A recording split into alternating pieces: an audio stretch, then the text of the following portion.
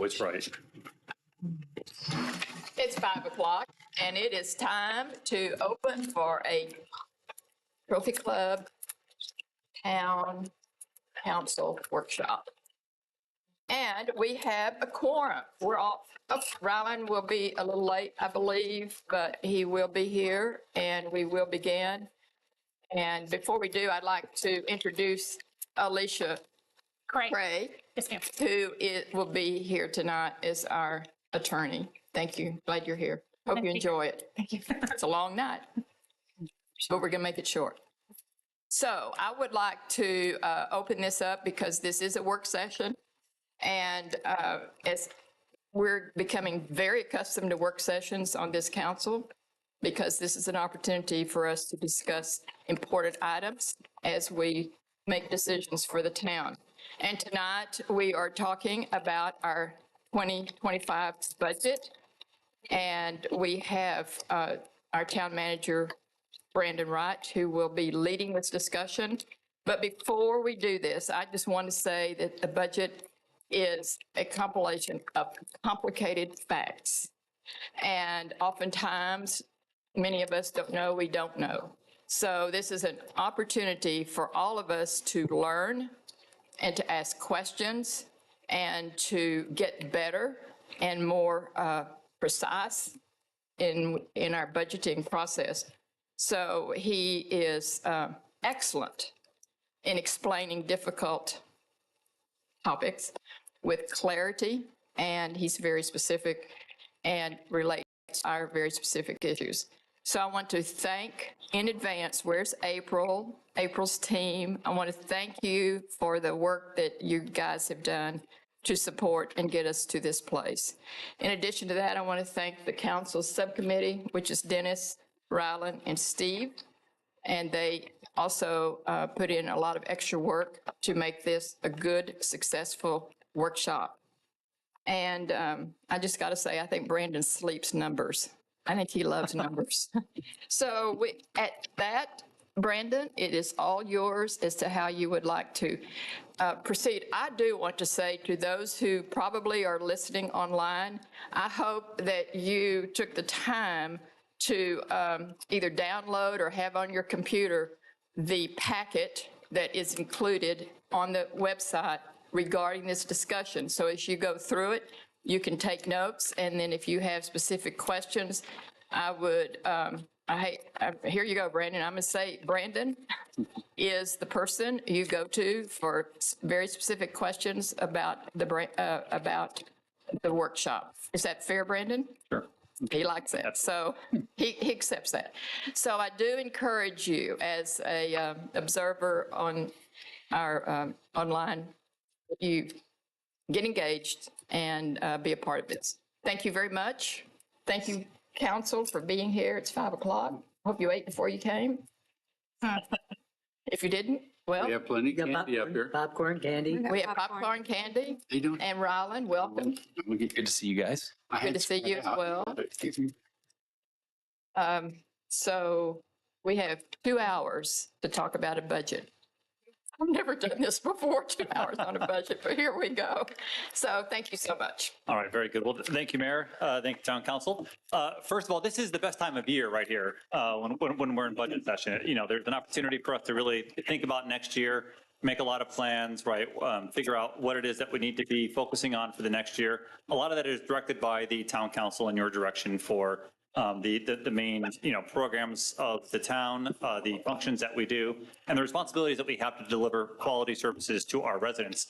As we get started with this, today we're going to spend 2 hours on this topic, but there have been hundreds of hours spent behind the scenes getting ready for this. So staff, even as early as, as March and April, are beginning to get ready for the budget process. And I can't do enough to just sing the accolades of our department head team and their staff who helped to put together a lot of the estimates and preparing information related to equipment needs, capital needs, the needs for their personnel, their supplies and services contracts. There's a lot of work that goes into anticipating in advance what it is that their costs are going to be over the next year.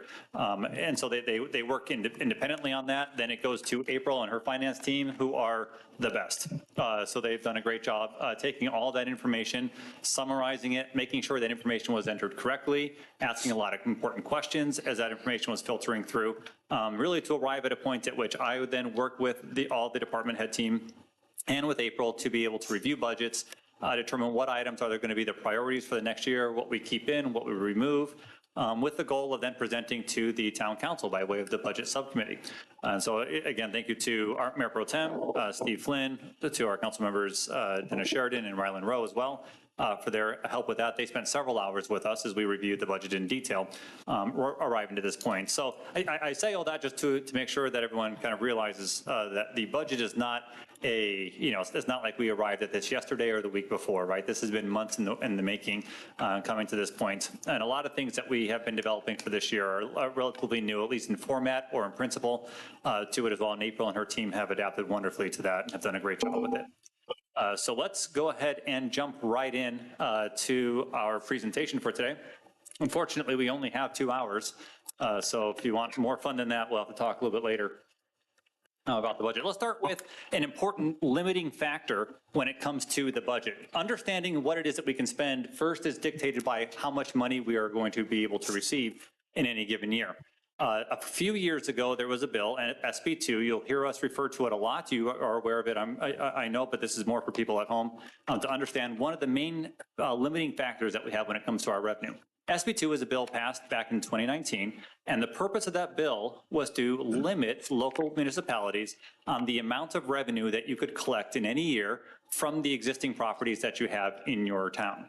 Okay, so what that means is that if I have a property today, I have a certain valuation of properties, and I receive so much money from those, when it comes to next year's budget, I can only collect that same amount of money plus 3.5% more.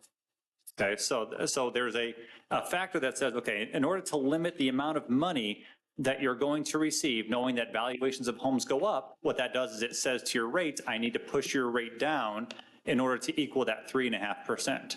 Now, there are provisions that do allow for you to go over the 3.5%, but it does require a voter approval to be able to do that. So you would actually pass a budget, and then after that start of that fiscal year in November, you would have a mandatory election for voters to decide whether or not that tax rate is going to stick or not. And if it doesn't, you actually then have to go through the process of returning the money that was had. Not a fun process to have to go to. And so there may be circumstances where you would need to consider doing a budget rate increase, right? That might be that if you ever considered adding a fire station or adding a brand new amenity, even if it were like a community center or something like that, right? Something that's going to increase significantly the amount of operational dollars that the town has. There are reasons why you would want to go to the voters and ask, is this going to be okay to increase taxes? Otherwise, the town councils and city councils are limited to the 3.5% growth of the revenue from one year to the next. All right, so why that's important, everyone talks about, okay, the valuation of my house is going up, right? They see their tax bill, they see the valuation of their home, that goes up and up and up. But know that there is a state law that's in place that limits the amount of tax rate that the town can levy on that house, that keeps that overall growth for existing properties to 3.5% overall. Okay, now again, it does allow for things like new property to come online and things like that, but ultimately that's the purpose of that bill, is to try to limit the amount of money that you receive from one year to the next to no more than that 3.5% growth. And by the way, if you have questions along the way, just jump on in. Otherwise, it'll be 2 hours of me talking. You called the meeting. That could be fun. Exactly. I know it is my own fault, right? Okay. So that's what this slide tries to represent, right, is kind of showing you what the impact of Senate Bill 2 was. Okay, so, if you just take, and these are just general numbers here, right? But let's say we took our existing tax rate, and we gave it to, previously, there was not, instead of 3.5% cap, there used to be an 8% cap in place. All right, so the 8% cap on the left side of this slide, you'd see that would have resulted in a tax rate of 0.44. However, with Senate Bill 2, the tax rate gets squeezed down to 0.42, right, on that. What does that mean? That means there's about a 1.5 cent reduction in the tax rate. Okay, so you're living in a new world where 3.5% becomes the growth rate that any town can adopt without going to voters to override, right, that what's called the voter approval rate. And for us, about a penny and a half on the tax rate, that reduction is about $400,000 in revenue dollars, right? This is real money that we're talking about here. And these amounts turn into questions about what services we can and cannot provide as a town to be able to live within that revenue cap.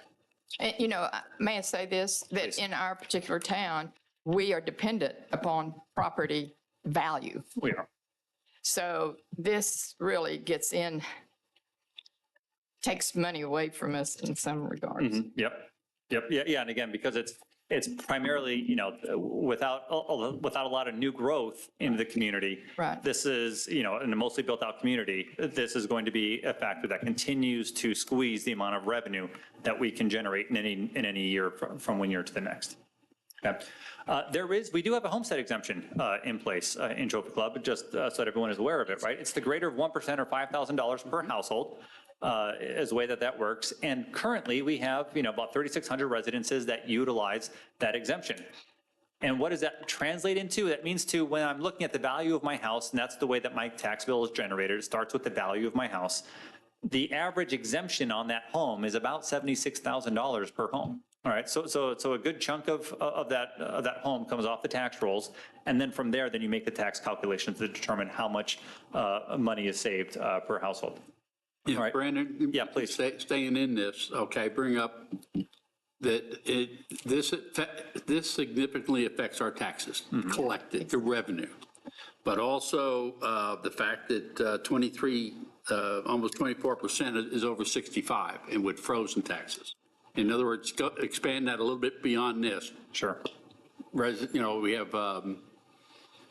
24% roughly frozen, and then 16.5% is non-homesteaded, which you assume are lease or other family. Yeah, or rented or whatever that might be. But the biggest effect on the budget revenue and stuff is that frozen tax rate, for sure. You want to explain that, please? Oh, absolutely. Yep. Yeah. So Councilmember Sheridan brought up a really good point, right? So on average, because of the way that the homestead is currently set up, right, that's a reduction in revenue of real money every year that we would collect in the amount of about $1.2 million for that. That's a tax break, right, that is given back to homeowners who have a homestead exemption on their home. What was brought up was that frozen tax rate, right? And so there are laws at the state level that say, and this isn't a town-controlled issue, this is a state issue, right? Where they said over 65, it actually freezes your exemption, or freezes your value of your home on that as it goes up every year. And that one actually provides a fair amount of tax relief as well to residents. And approximately 25% of our homes in Trophy Club take advantage of that tax rate. So there's a sizable amount of valuation to the tune of about $500 million a year of value that kind of comes off of the tax rates because of this particular exemption, that frozen tax rate, or I'm sorry, that frozen taxable valuation of a home. Yeah. And where that really affects us is thinking long-term as we get built out and we're no longer a growing town. These are static numbers. So inflation or employee raises or anything like that gets curtailed by this number. That's why I was trying to bring it up into the whole. Absolutely. Yes, and our residents are growing older. So they're getting to that 65 age level, giving them the option. So, and They again, have an exemption for over 80? What? Yeah, I'm looking for it. So all of this to make the point really that, some people may have the perception that the town can go out and just levy for whatever it wants and take in as much money as it wants to be able to provide, whatever service we need to provide for that. And the answer is, while that used to be more true than it is, it was never completely true, right? You were always capped by something, it used to be 8% growth. But really at that 3.5% rate, you really are quite limited in the amount of revenue that you can generate from one year to the next. And then it becomes the effort of prioritizing from any year what it is that we're doing. And that's why budgeting is so important, right? Budgeting is the effort of prioritizing how it is we're going to be spending our money from one year to the next. The way that property tax rates are calculated come in two major forms. One of them is called your maintenance and operations rate, also known as your M&O. All right, and the other one is called your interest and sinking rate. All right, think of it as your debt service rate. That one's referred to as INS. So M&O and INS, those two numbers together are levy rates. And then combined, they make up your total tax rate as a municipality. Again, maintenance and operations, that's going to cover all the operating things that we do as a town. So the police officers on the street, our firefighters, the administrative staff, all those different things that pay for normal activities that you kind of see around the town. Then it comes into your interest and sinking fund, and that is anything that you have a debt obligation to repay. So if we take out bonds, if we borrow money, things like that, all of that can be repaid by way of the INS rates. And SB2 limits our M&O rate, that operation side of it, but it does not limit the INS rate. The INS rate can be whatever it needs to be able to repay debt. And that's a good thing, right? Because when you borrow money, you are making the financial responsibility to say, we are going to make these payments over the next 5, 10, 15, 20 years.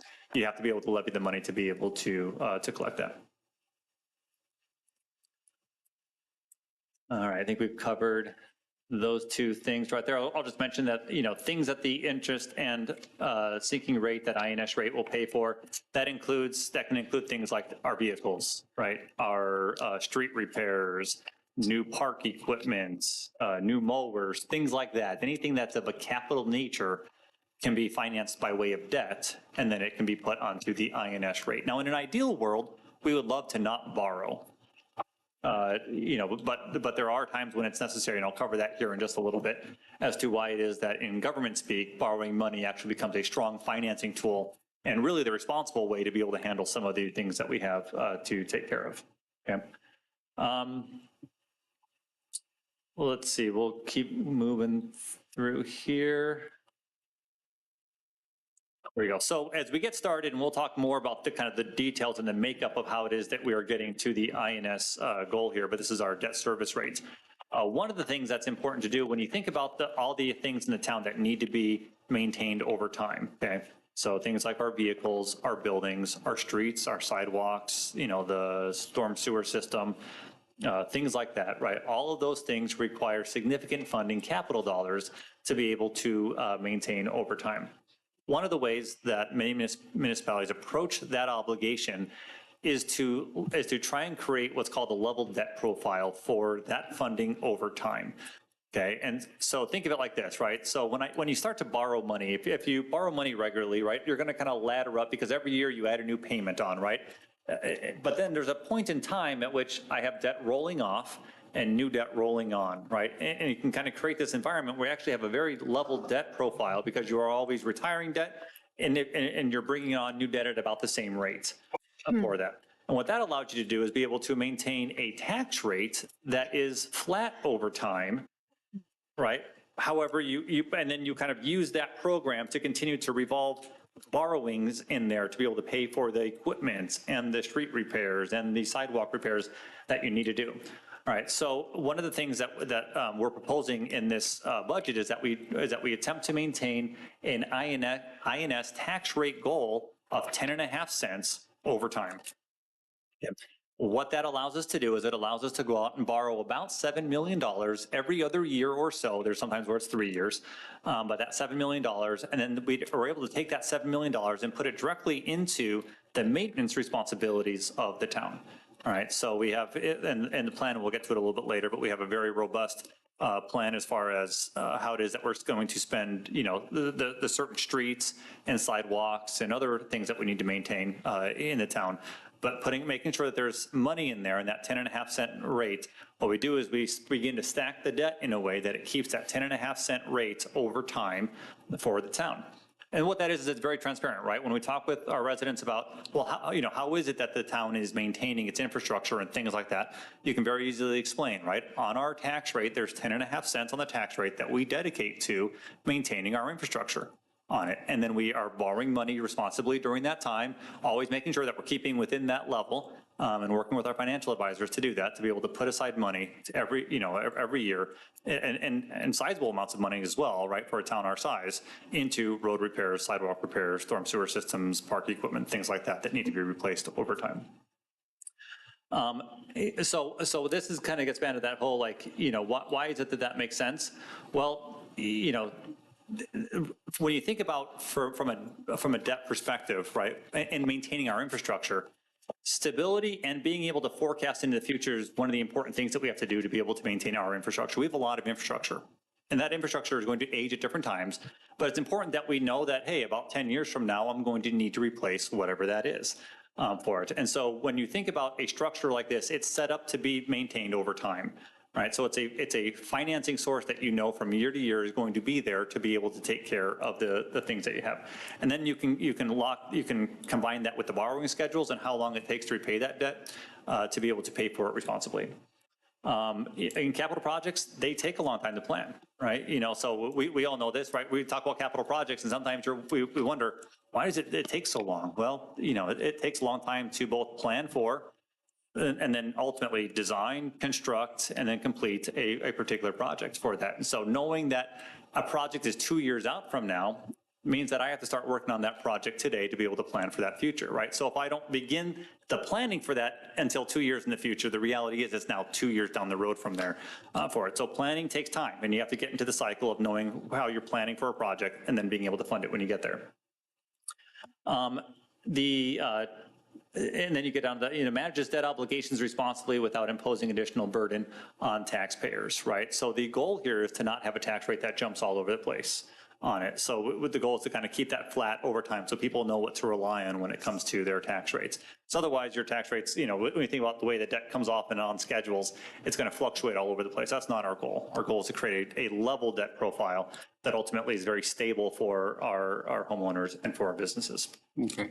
Randy? Please. Now, also for what you're talking about, if somebody wanted to, if a resident or somebody wanted to dig into whatever you're talking about, you can go back to back into the pages and look in the capital improvement program, which is laid out several years, which is what you're talking about. Yep. Trying to level out and also give us a perspective of what's coming up in the next couple of years. Yep. That's one of the things. And the only reason I'm breaking in is because this is stuff we talked about in the subcommittee, is how to do that. No, please, yeah. Yep. Well, and I also think those who are watching online, what he's doing is kind of giving you a look to the future. What's in the packet to support this? Is that right? Yeah, You're saying? just trying to, you're relating from page 10 to page 350. Yeah. Yeah, I want to jump in on that too. The subcommittee really challenged Brandon, he did a great job in April, to put together 5 or 6 slides to set up this whole discussion, which is what we're talking about. Because when you look at the book, there's 105 pages of numbers that will make your head spin. And you can't really, even when you're on the subcommittee, grasp everything that you're trying to accomplish as a town without first understanding what are the ramifications of SB2, for example. That one slide in and of itself is so important. I mean, $400,000 is a lot of money that, we don't have that we used to have a couple years ago. So thanks, Brandon, for setting that up because it really leads to the rest of the discussion. Yeah. Yeah, so if you take a look at this schedule right here, right, and this is the kind of that long-term forecasting part that we're talking about. I know you can't read these numbers from very far for it. I don't know the intent is for you to be able to read every number on there.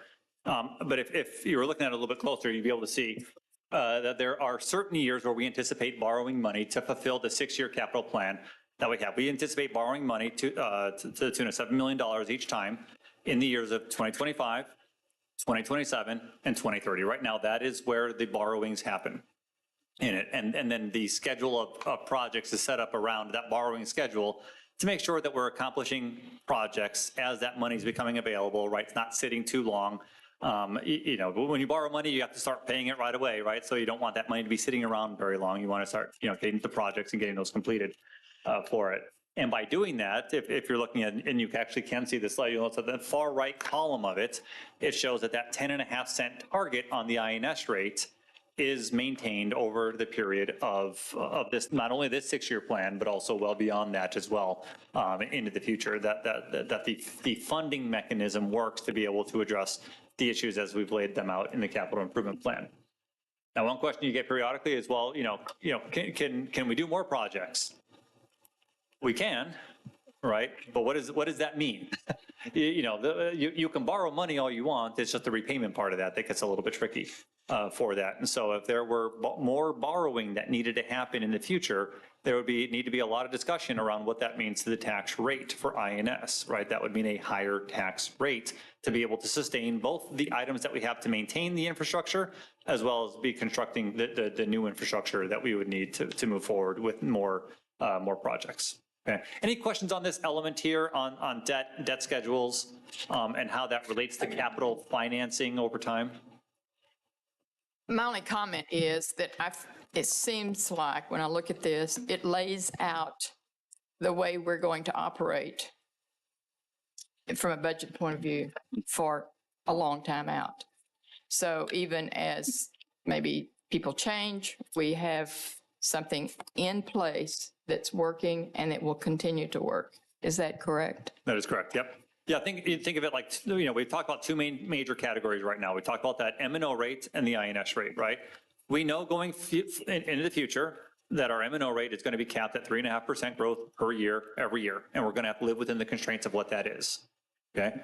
We also know right now we're setting up a plan, right? This is one that the council ultimately has to support, not just now, but next year and the next year's budget and the next year's budget and, and beyond, even beyond those people seated up here today. Correct. For that. But the idea is that 10.5 cent amount is where we live within the maintenance and ongoing capital needs that the town has over time. Right, so now we've talked about, okay, the two main areas of where we get our money, the M&O rate and the INS rates, what the limitations of those are going to be. Okay, on the M&O side, we're going to see that 3.5% growth per year. On the INS rate, we're going to live at the 10.5 cent range for where that is, okay? Now you notice in the rates that we're going to talk about later on today that we're not quite at the 10.5 cent rate, right? So we'll have opportunities as M&O drops down a little bit to take a little bit more back and get all the way up to the full 10.5 cents with that, but we're very, very close to that number right now. Okay, it's not far from where we are. Also, because this is long-term, and one of the things that the subcommittee talked about, and Brandon's working on it, not ready today, but is to put these in written policies. So, or I'm using the word policy, written form, so that 2 years from now, we know why this was done. Okay, and that goes along with several of the items that are going to be associated with this budget. That's what I'd like to know that we have in place. Yeah, so it'll be my goal when we go to approve the budget. You'll also have I'm not sure what to call it yet exactly, a debt policy, a debt plan to be able to look at that emphasizes in written form the way this works. And the idea with that is that anyone can come along at that point, and if they want to follow the plan, right, there's a big if, right? If they want to follow the plan, they'll have the right information to be able to maintain that plan over time and how it was to be structured. Because again, these are long-term obligations we're talking about here, right? So when you borrow money, you're going to be paying on that money for the next 5, 10, 15, 20 years. You need to know what the plan was, because it's really hard to kind of come into the middle of it without that plan and kind of figure out how did you structure it all around it. Right. In the previous CIP, the capital improvement list, had so much frivolous stuff in it. Yes. And it was very innocuous, just really wasn't worth a flip. This puts us on to a more concrete pattern. But the other thing is each year, each council gets to do what they want to do. I mean, that's just not telling another council what to do. But it does give them why we did it, why we're going this way, and if they wish to make any changes, then they need to know the consequences. And then I know that this is a frivolous question, but from a municipality budgeting process, this is a way of managing municipality budget. Correct, exactly, yep. So, Yep. yeah. Yeah, you look around at most cities and towns, and they're doing it very, very similar to this right here.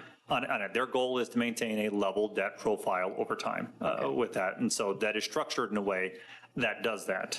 So that way, and even going back a little bit to the process used last year during the budget time, right? When you borrowed money right before the end of the fiscal year, right, and it was right before you adopted the new tax rate, that was a measure of tax rate strategy, right? Of saying, hey, we're not going to let this money just fall off the tax rates, right? We want to keep a level debt profile amount over time for that. And so that money now is being able to be used to better the community by way of road repairs and things like that. So, Thank you. okay.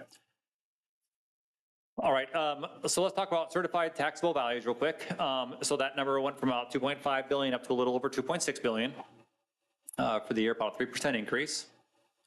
And the history of our tax rate over time has been to go, down, level off, go down, level off, go down with that. And so you kind of see from here all the way back to 2011, went up slightly until 2012, but then since then it has either remained flat or it has gone down over time. The tax rate that we're proposing for upcoming fiscal year 2025 is to remain flat for next year. All right, we do have a financial reserves policy. Actually, the council approved this earlier in this year. And what that means is that 30 to 50% of unassigned reserves in the general fund need to be available, right, with a target of keeping that number right around 45%. All right, we have a different policy for governmental funds, and then we have a different policy for the business type funds as well. And those have to do with, your assets and your current assets in particular compared to your current liabilities. The idea behind those policies, right, you need to have most of your unassigned reserves in the general fund. That's where you need to have a decent amount, and that will help us against any other foreseen calamity that comes our way or downturn in the economy. That's what that money is. Think of it like a rainy day fund almost, to be able to weather the storms of what happens in the future, whether those things be real natural storms or just economic issues that the town comes across. And the governmental funds and business type funds, you're a little bit more worried about things like, does this fund sustain itself? In other words, does it have enough current assets to meet its current liabilities, right? Does it have enough cash around to handle its immediate needs for what's coming up?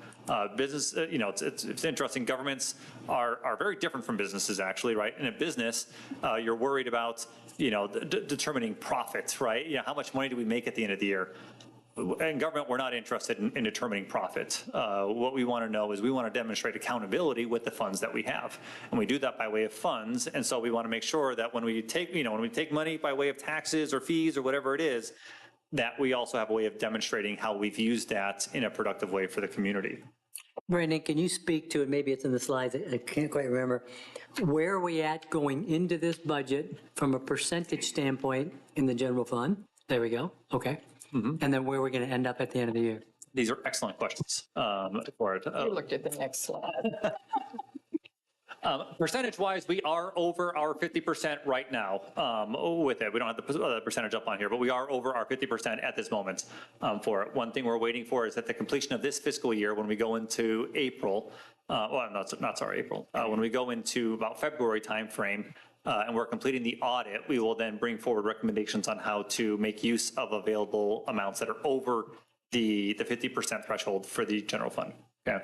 But we would anticipate that at the end of the fiscal year 2024, we're probably even going to grow up to about $11 million of unassigned reserves by the end of the current fiscal year for it.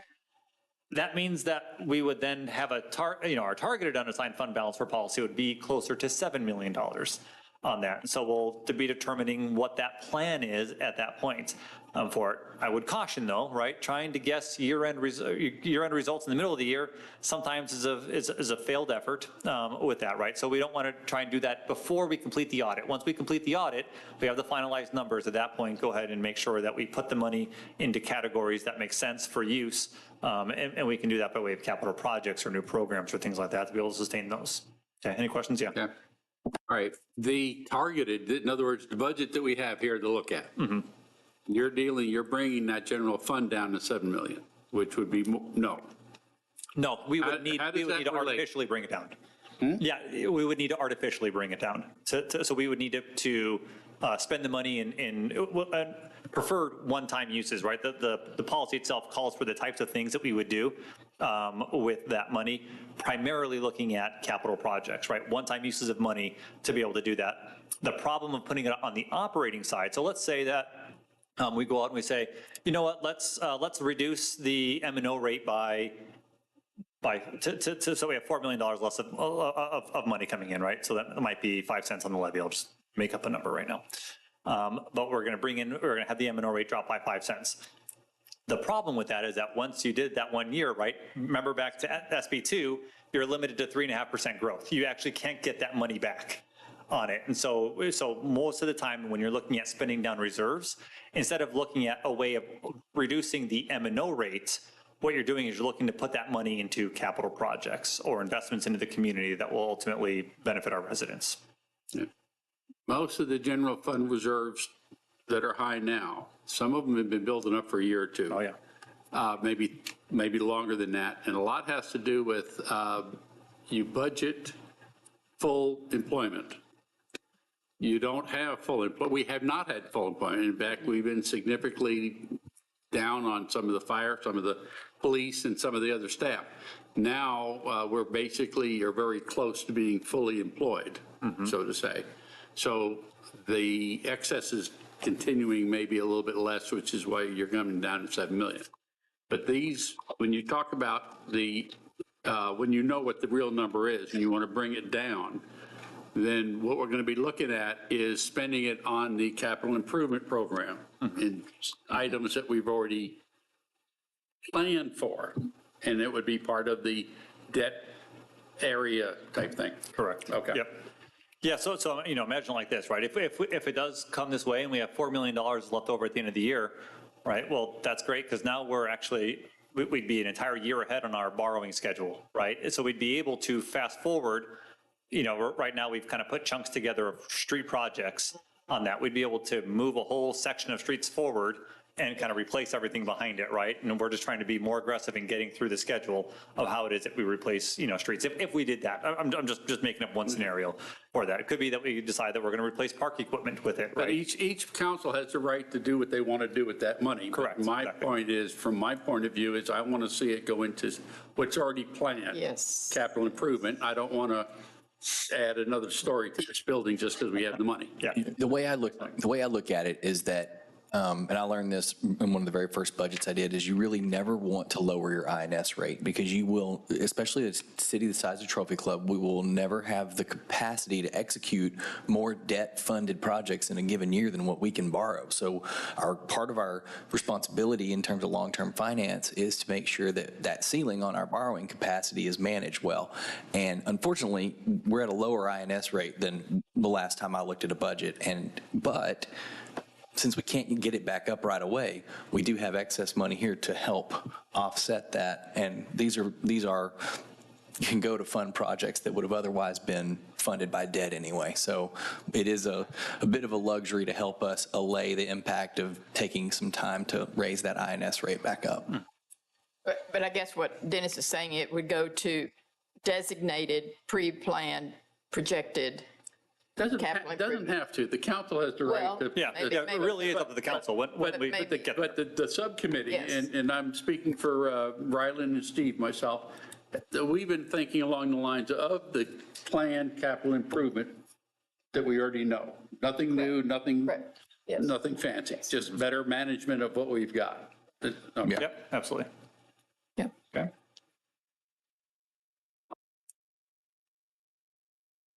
All right, so the next slide just shows a history of our revenue streams, and particularly we're talking about the general fund here. So you can see that the large blue section on the bottom of each one is our property taxes. That is by far our fastest growing revenue source, and has been over time. When you take a look at the red line there is our sales tax, and that one does pretty well for us too. Especially in the last couple of years, it's really started to perform quite well for it as we've brought on new businesses and just seen more sales here within the community.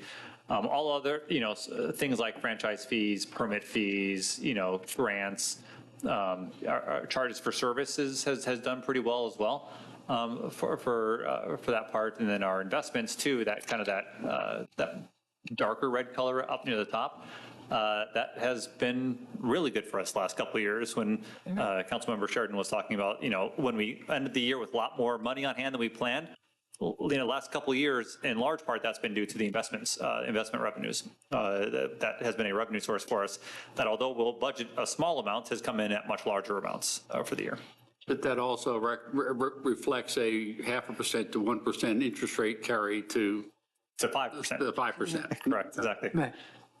Yeah, we all remember the times when, we were earning, 20 basis points on investments, right? Now we're earning 5%, so. Don't do that, because I'll have to ask the definition of a basic point. Oh, there you go. Sorry about that. So looking at the red band, we've got some greater area in there. Is that the difference that was changed with the way they collect the tax for items as they're shipped, like from Amazon? So that would have been, around that timeframe. Yeah, well, maybe a few years before that, really. That started in like 1920, if I remember correctly. Wayfair, North Dakota. I was gonna say, That was that's- FY19. Yeah, that's the one that started. So that's the time when you would start to see things kind of impacted from that part, so.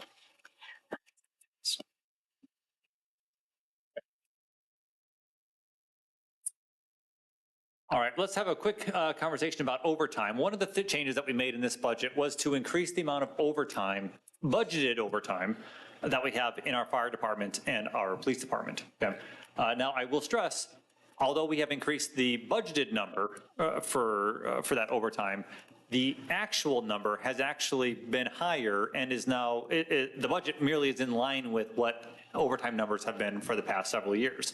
And one of the important parts of understanding police and fire overtime is to understand a little bit about the way that those areas work. Number one is that they are 24-hour a day, 7-day-a-week operations, and that they have minimum staffing levels. Okay, so we all expect, right, when we pick up the phone and we call for the police department or for the fire department, for someone to show up on it. And that means that in order for that to happen, right, when it comes to the staffing level in the organization, someone's always on shift on it. And there's a certain level of staffing that we have for the fire department and the police department that we consider to be the minimum standard. Okay, so if, let's say that we'll use the fire department because it's easy. On that, I have 5 people on a minimum staffing for a fire department. That's 3 people on a fire truck and 2 people on an ambulance.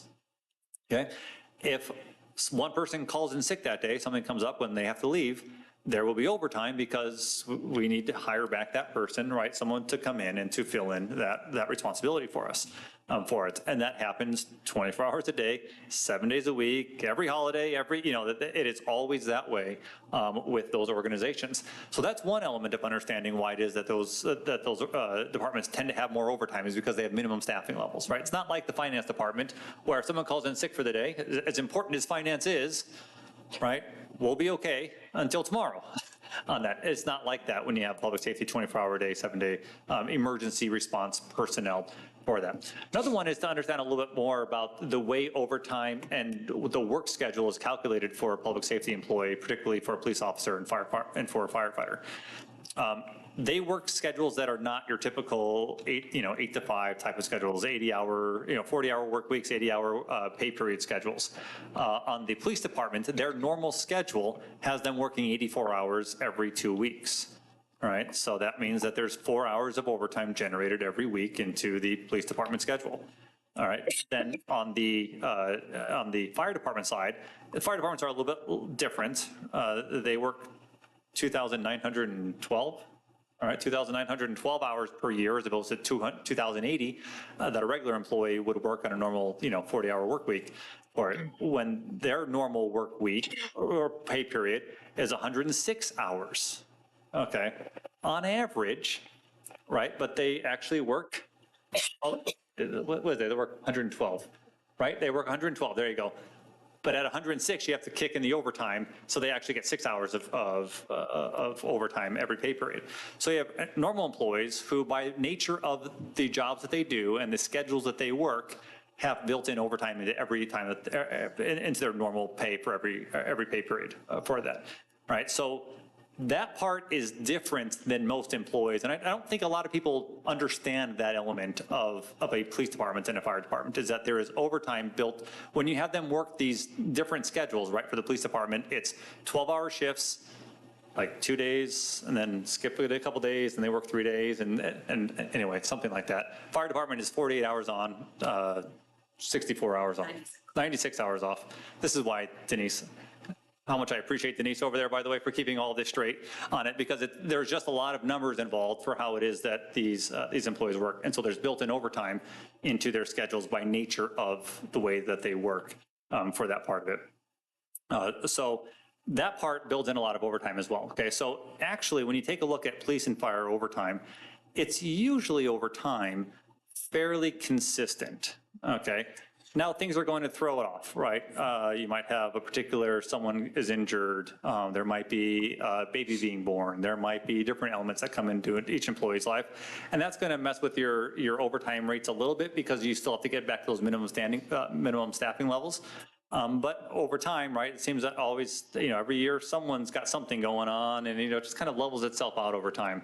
When I took a look at the police and fire overtimes, one thing we wanted to make sure was that we were budgeting appropriately for the levels of expected overtime in those departments. One of the great things about the pay plan change that the council made last year was that we've reached full staffing and we're planning on maintaining full staffing over time, right? We might have positions drop every now and then, but then quickly be refilled with that. But we don't have the luxury of having a lot of leftover salary savings at the end of any year because we're fully staffed on it. When you're fully staffed, if your overtime number is not right, you'll find that we'll have to kind of come to you in the middle of the year and say, well, the number that was low, right, that wasn't in line with normal numbers for overtime. We need a budget amendment to be able to address for those things. No, we want to plan for that in our budget process, make sure that there's enough revenue set aside to be able to pay for that by the end of the year at expected levels. It can always come in lower.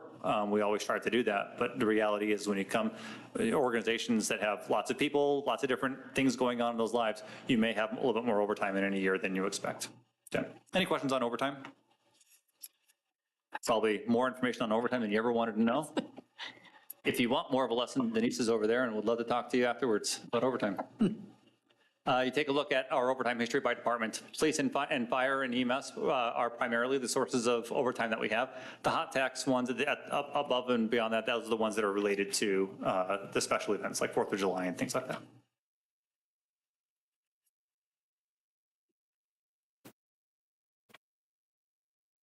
And this just, again, just kind of shows the overall budgets over time for areas on that. So you take a look and kind of see where those have been for it. But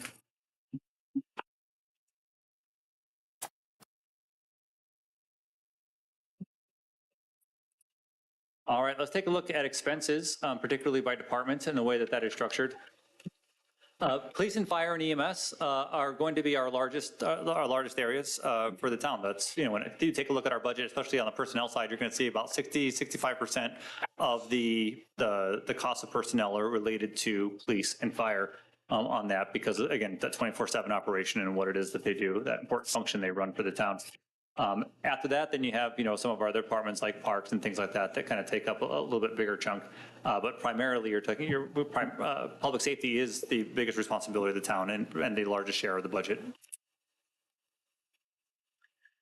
And you take a look at some of the way that we spend our supplies and services as well by department. And as you can see, so the red color is fiscal year 23, the blue color is 24, the gray color is 25. So as I go to the right of each of those, of each of the department names, you get the next year's budget. And for the most part, we saw supplies and services for each of the departments go up just slightly since the year before. A couple of outliers here on this that I'll point out. Number one is you take a look at the parks one, and you see that gray bar grew by quite a bit. For it. That is because we budgeted for the Parks Master Plan in the supplies and services accounts for the Parks Department this year. That was $250,000. So you can imagine they don't have a lot of times that they spend $250,000 on a plan in their operating budget. This year they are, and that is why that line is so much higher this year than it has been before in the past. For it. Why is facilities so out of whack? Yeah, facilities is so out of whack. My guess is that it's the Republic contract. Do you think that, And I believe the auditors had us change the way Yeah. that we're recording some stuff in that department, and so that's what spiked that up. Okay. Yep. Yeah, and we'll talk a little bit more about the Republic contract here in a second and how that changed in the formatting for this budget than it has previously. Nothing else is, the dollar amount and everything like that has all stayed the same. The way you account for it and show it in the budget is a little bit different this year than it has been in previous years. Okay. And then personnel budget as a percentage of overall, the overall general fund budget. Again, police is 36%, fire and EMS combined is 30%. So those two things together, right, you're already at 66% of the budget, and personnel is by police and fire. Then you get parks split up between parks, recreation, and pool. That's up at about 15%. Or actually a little bit more than that, sorry, about 16%. For it, and then everything else kind of a smaller portion of that pie for us as an organization.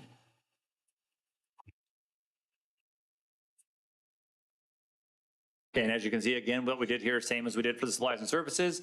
This is just kind of showing what the growth in the personnel costs look like by each of the departments. And for the most part, again, what you're seeing is kind of that stable growth that happens from any year to the next. And I bring just kind of as a word of, we got to always remember this, is that with the SB2 cap of 3.5%, and then the growth that happens in employee wages and health insurance and things like that over time, staying within a 3.5% cap when our largest cost of personnel cost is always going to increase usually faster than 3.5% is just, we need to be very, very diligent and vigilant at looking at what the personnel costs are over time and trying to match them up with our revenues. And if I can jump in here on this, Brandon, I mean, this really, that statement really underscores the difference that SB2 makes to a community like Trophy Club. Because the key thing, granted, it applies to all municipalities in Texas, but the key thing to keep in mind is that it is relative to the increase in property taxes. And what that means is, as a bedroom community, which we know we are despite our frontage property and commercial activity, we are a bedroom community, and that's never going to change. That means that impacts us at a much greater level in terms of operating costs compared to basically 90 some odd % of the municipalities in Texas. What it really boils down to, because, in years past, we had the 8% revenue cap, right? That meant that between growth of just things, personnel and other things that cost more money every year, and other things we wanted to do, we had 8% to play with. You would allow for 3, 4, 5, 6% growth in your operating costs. You had a flat INS rate, which was where you wanted it to be, and you could still come out at the end of the day and say, I cut the tax rate. What we're looking at now is just to keep up with personnel costs going up year over year, any other operating costs. Think about what utilities cost now compared to before. I know we're all feeling that, right? The long-term outlook for Trophy Club and any other bedroom community is that unless that state legislation changes, you will pay a premium to live in a bedroom community, for better or worse. And that's also why we owe it to ourselves to do as much as we can to grow our sales tax revenues, obviously. But just keeping up with personnel, we are a services organization at the end of the day, and personnel is always going to be a big cost driver. So I appreciate you pointing that out, Brandon.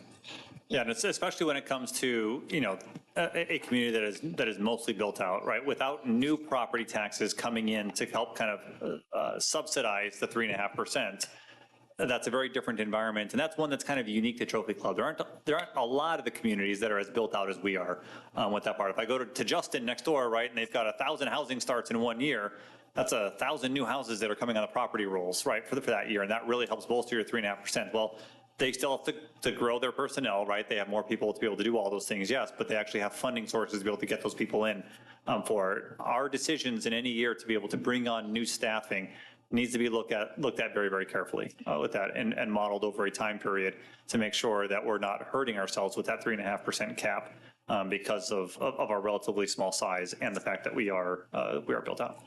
I'd like, do you mind going back to the slide previously?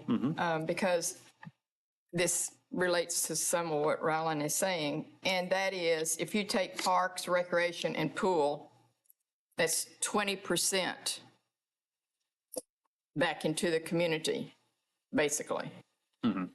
And that's the third largest pie piece of cost. Yeah.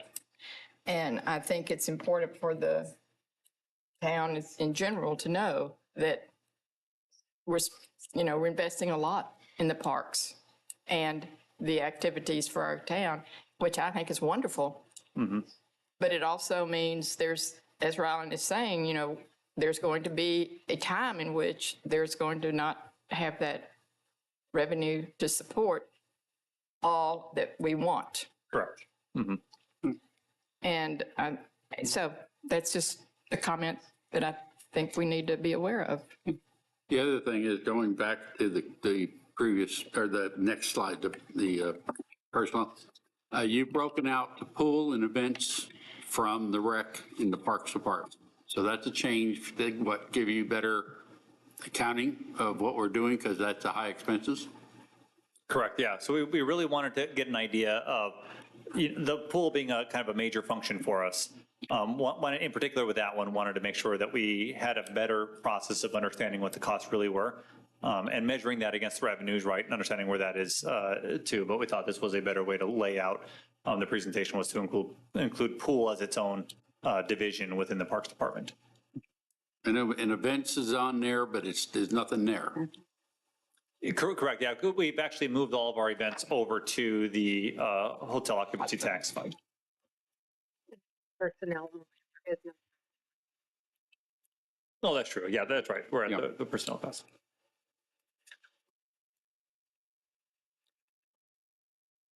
All right, so we're going to, these next several slides, I'm going to run through a little bit quicker with it, and then we're going to jump into the book that you have up there. Everyone has one of these, right? All right, very good. But what the purpose of these next slides is to merely show trends over time and how it is that we are both collecting and spending money in all of our major funds here. So CCPD fund, obviously is funded by sales tax. There's a quarter rate sales tax that is generated from that for each of the different areas there. There are some minor other revenues, but the sales tax is primarily its key funding source. And how is that money spent? It is funded primarily with supplies and services and a little bit of payroll expenses, those being overtime. So we pay certain overtime costs in the CCPD fund for events and other programs that are handled that are kind of the CCPD purpose for it. Okay, and the supplies and services are, there's a lot of them, but things like, the flock camera system, it pays for, taser systems, it pays for kind of a lot of different things that the police department uses. All right, on the Trophy Club Park Fund revenue, obviously it's the park revenue that comes in and is its main funding source for that. And grants, if we receive any grants in any particular year. And how do we spend it? We actually do it to offset some payroll costs with that fee, as well as kind of the different, supplies and tools and things that we need to maintain Trophy Club Park.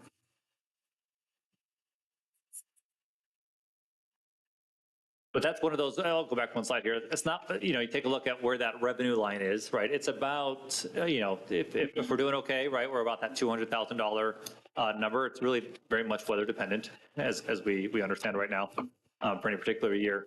But even at that amount is not a giant revenue source that to really, to really do a lot out there. Where are you getting, what is the park revenue, where does that come from? Parks revenue. Trophy Club Park? Trophy Club Park. Trophy Club Park, that is strictly? It's the gate entrance. The gate entrance. Correct. Okay. Have you, as to your point about the variability with the weather, have you, since you've gotten here, have you reviewed the fund balance policy for Trophy Club Park? Because I know that there was one established several years back. I have not seen that one for it yet. I'll have to go back and take a look and see what. There was, if you look 14, 15, that's the very first budget I ever did. It rained for like 3 straight months, and that was kind of like well, no one could go to the park. Well, let's do something about this. So somewhere along in the years after that, a policy was established to try and help with that leveling a little bit. Kind of like this year. Yeah, it was a lot like this year, except there was, I think, even more floods. Yeah. So thank goodness The street maintenance fund, that one is also funded by sales tax. All right, so quarter-cent sales tax on that one as well. And it pays for, actually this one pays for a little bit more on the payroll side of it. So our employees who do street functions for us are funded out of there, as well as, several of the different equipment and, striping, things like that needs for roadways. This is different than your street Capital. improvement, because that's been some confusion amongst the people I've talked to recently. Okay. Yeah, this fund right here. So going back one slide here, its revenue source is about $350,000 a year, right? For a town our size, for maintaining streets, that's something. It's not very much for the cost for it, right? We need, the capital amount that we have is actually 10 times this number to help maintain the street, and is much more impactful than what this one is. And since this is a sales tax allocation, any change to it would require a ballot proposition to make the change. But when you think about levers available to yourself, people will vote in favor of funding street maintenance. So it's always something to keep in mind moving forward. Yeah, and our street maintenance crew does a great job, right? They're out there maintaining the streets in that way, right? That's different than a replacement project, right? Where you're going to, mill it all out and relay everything. But this is also your panel replacement versus panel. street replacement. Correct, exactly. So if they're replacing panels, our crews can do that type of work. They're, restriping, they're putting dots on the road. They're fixing curbs, things like that, right? All of that work we can do. It's not capital investment. It's just operating. Yeah.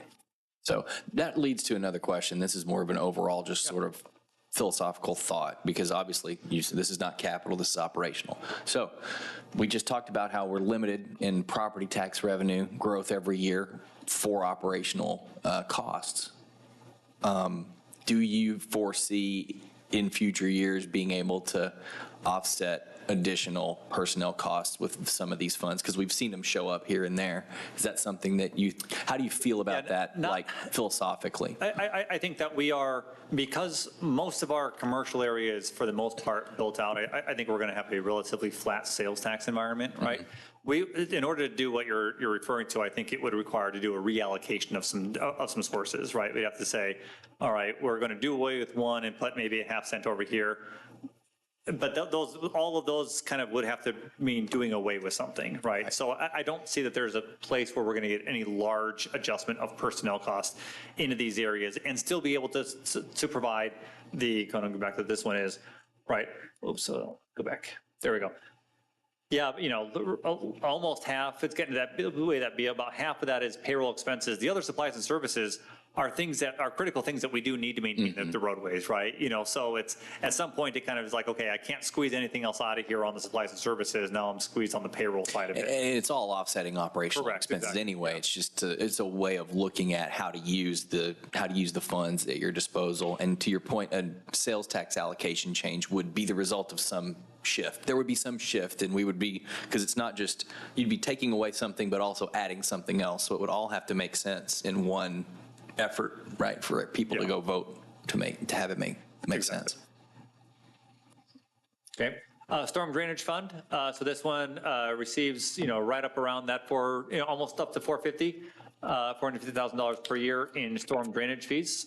This one is the one that is collected every month, right? The $6 for every resident is the way that's collected. It actually is far more for businesses and things like that. That they have a $6 rate is multiplied across their property based on how much impervious surface area they have. That's the way that particular fee is collected.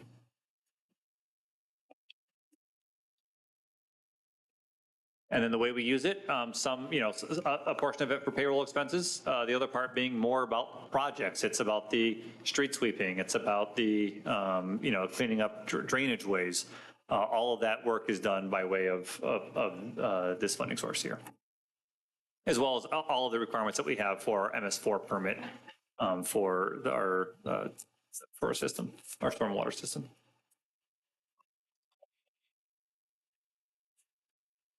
All right, core technology fund, that's gone down over time because we don't operate, and it's all on scale, right? At its largest source, it was $3,500. Not much to talk about there, but it was just how this comes in. Roanoke is the one that actually performs this function on our behalf. And that's why we don't have any cost anymore. Same thing with court security. We don't have any cost with that. Our agreement with Roanoke does say that if they have some needs, they can make a request to us to utilize some of the funds that we have to support either the technology or the security elements of the court there.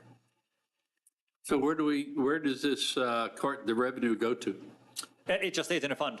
So there's a fund. It's a dedicated revenue source. All right, so it's not just sending that over to the general fund. Nope. It's a dedicated fund. Okay. Correct, yeah.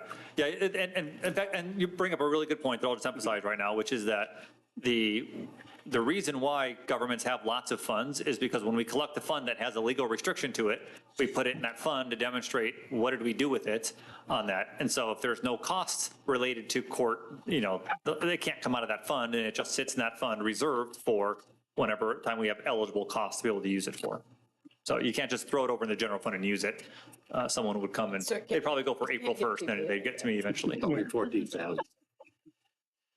Yeah, just about every special fund, if not all of them, are somehow governed by state law. Correct, exactly, yep. Mhm. Yep.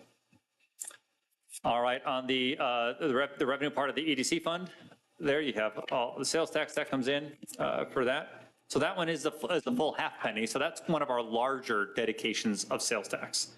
The other ones we were looking at were quarter cents, this one's a half cent.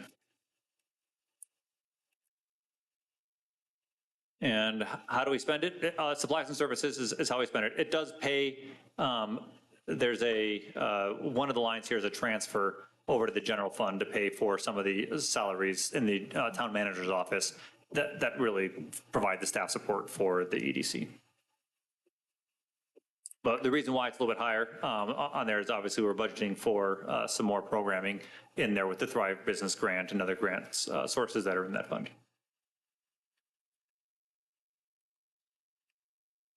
Okay, hotel occupancy tax fund generates a good amount of money every year, almost to the tune of $800,000.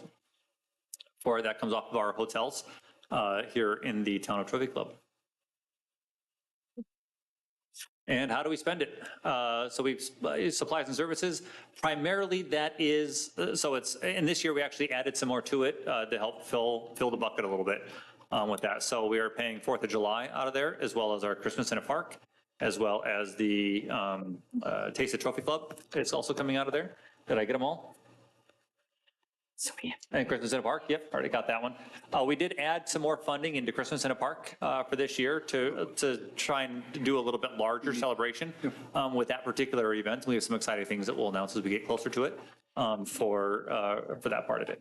The payroll expenses are some of the expenses that we have coming out of the communications area as well. We put some funding out of there to do that part, particularly with the marketing efforts.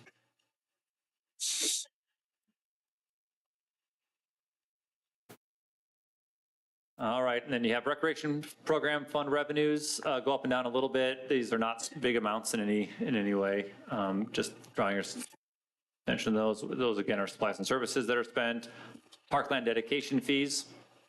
Times in the past where we've had much larger amounts, we're at a point right now where we have very much smaller amounts. This is the fee that comes in when someone is doing a development here in the town and has a requirement to dedicate, has a fee that they have to pay to dedicate towards parkland. And when we do get the money, we can spend it on various park elements.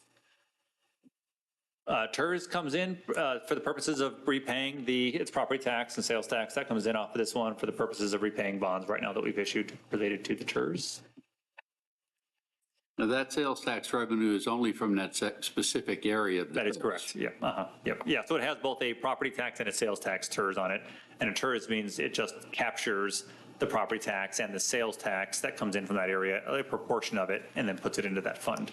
And would you define that area, please? Yep, so it's, generally speaking, it's the area from about Hutchins down there. Correct. Kind of up around Town Hall, and down over to basically where the hotels are over there, the Hampton Inn, kind of that area right there. That's generally the area right there. And it takes in these new townhomes, doesn't it?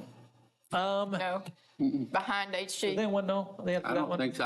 I'd have to go look at a I map. don't I'm know. not sure about the townhome land. Oh, okay, okay. That one I'm not sure. That's always been a separate owner, so Oh, I don't okay. think that's the same. Okay, good. Yeah, of course, this property got put under it as well at the Yeah, same this- time, which was 2014, which is Yeah. before the town owned it, so maybe. Yeah, I can't remember. I'm not sure if it crosses the Could street or not up here, yeah. or Yeah, falls the that's what street I down. Yeah.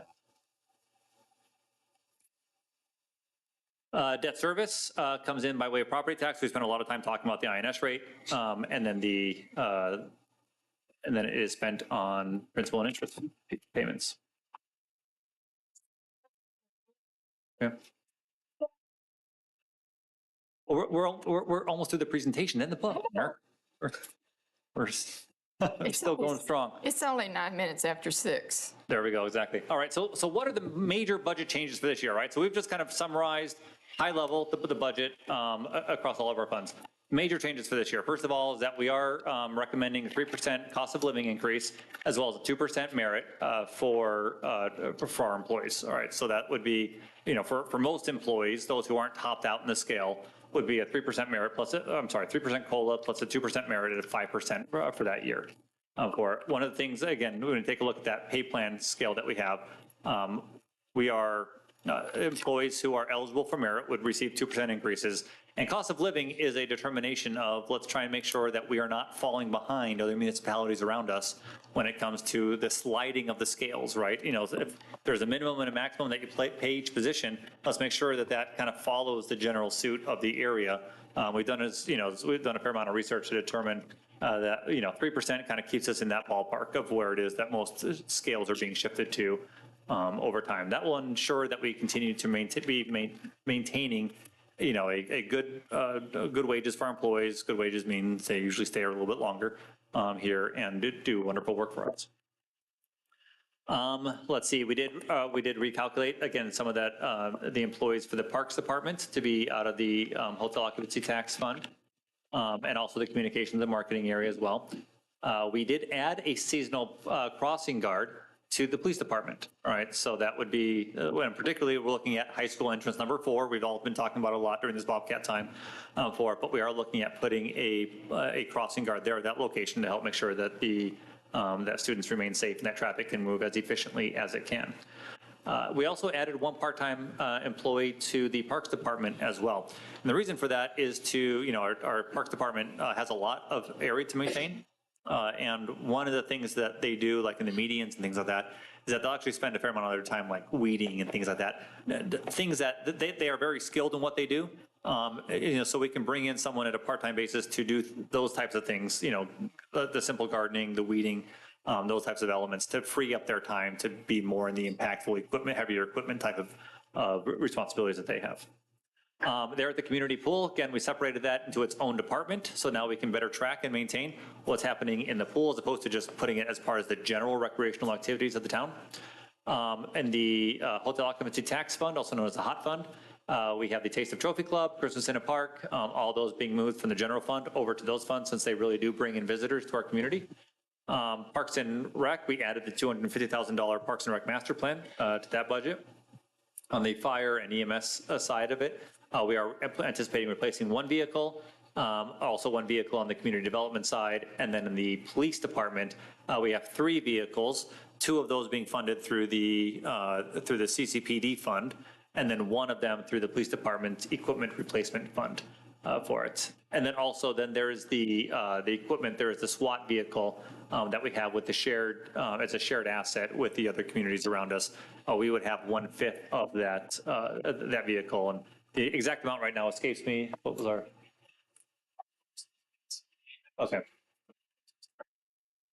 So yeah, so there's just under $80,000 for our share of that particular vehicle. The way that comes across, right? So, and then the way that the agreement reads is that, we have a regional SWAT team, right? Everyone contributes people to the training and preparation for SWAT elements. It also then says that at times, the police chiefs can get together to make recommendations to the group about funding replacement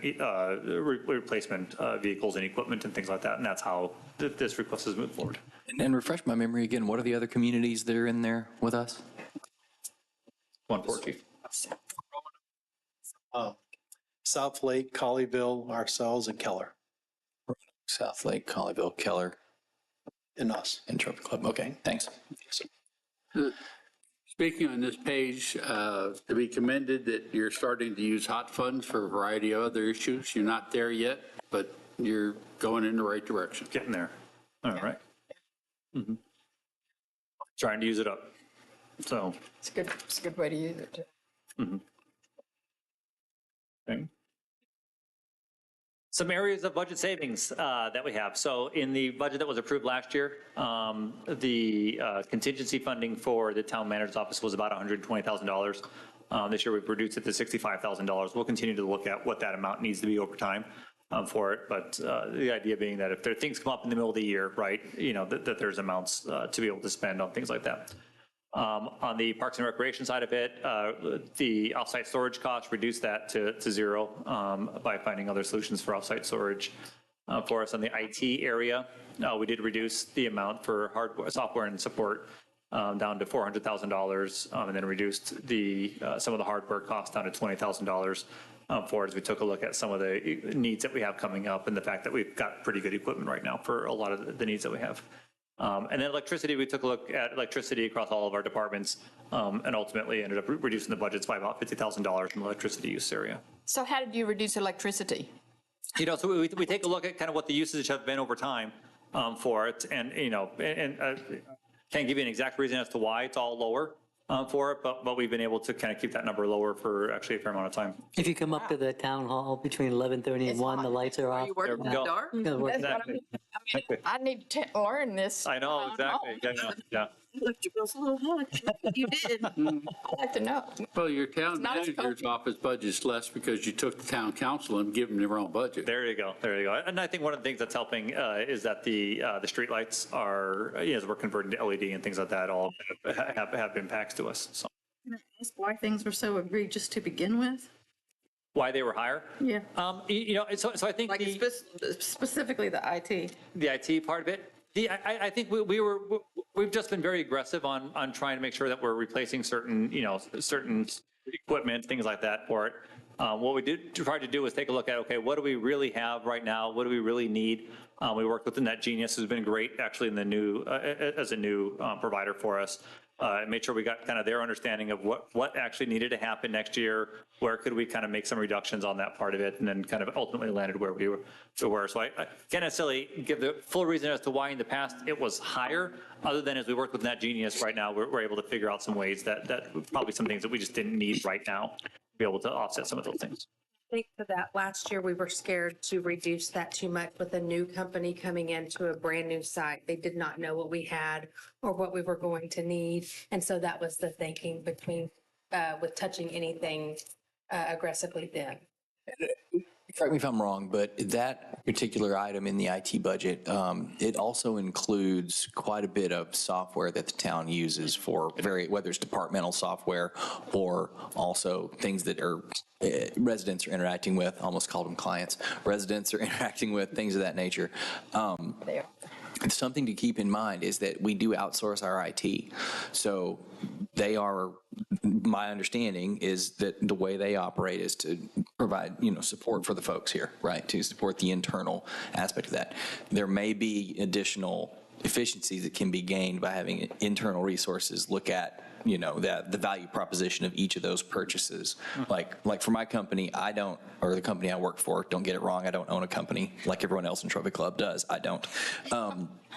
But my budget, I own a great deal of our software, but not 100% of it. If there's something that's sales and marketing, they own that in their budget. Even though I'm a part of sort of the purchasing and the evaluation and things of that nature, there are different ways to chop it up. So, just offering my domain expertise in the future if there's something I can help with on that. Sure. Yeah, this is an area that we continue to, especially with the new contract that we have with Net Genius, right? There's an opportunity for us to really take a good look at how we're doing things and better plan. There's a lot of uncertainty, as to like, what do we really need or what don't we need for that? And so we're able to make sure that we fine-tuned that number for this year into that. And I think staff really did a great job over the last year going through and trying to figure out what softwares do we need and which ones don't we need anymore with that. Because I know several of them, we've been canceling them, the ones that we don't need anymore with that. And that every bit of that helps, so.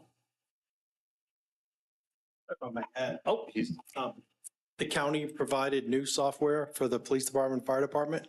And with that new software, we do not have to pay for services. It saved us about $30,000. So that's part of the reduction. Yeah. Thank you.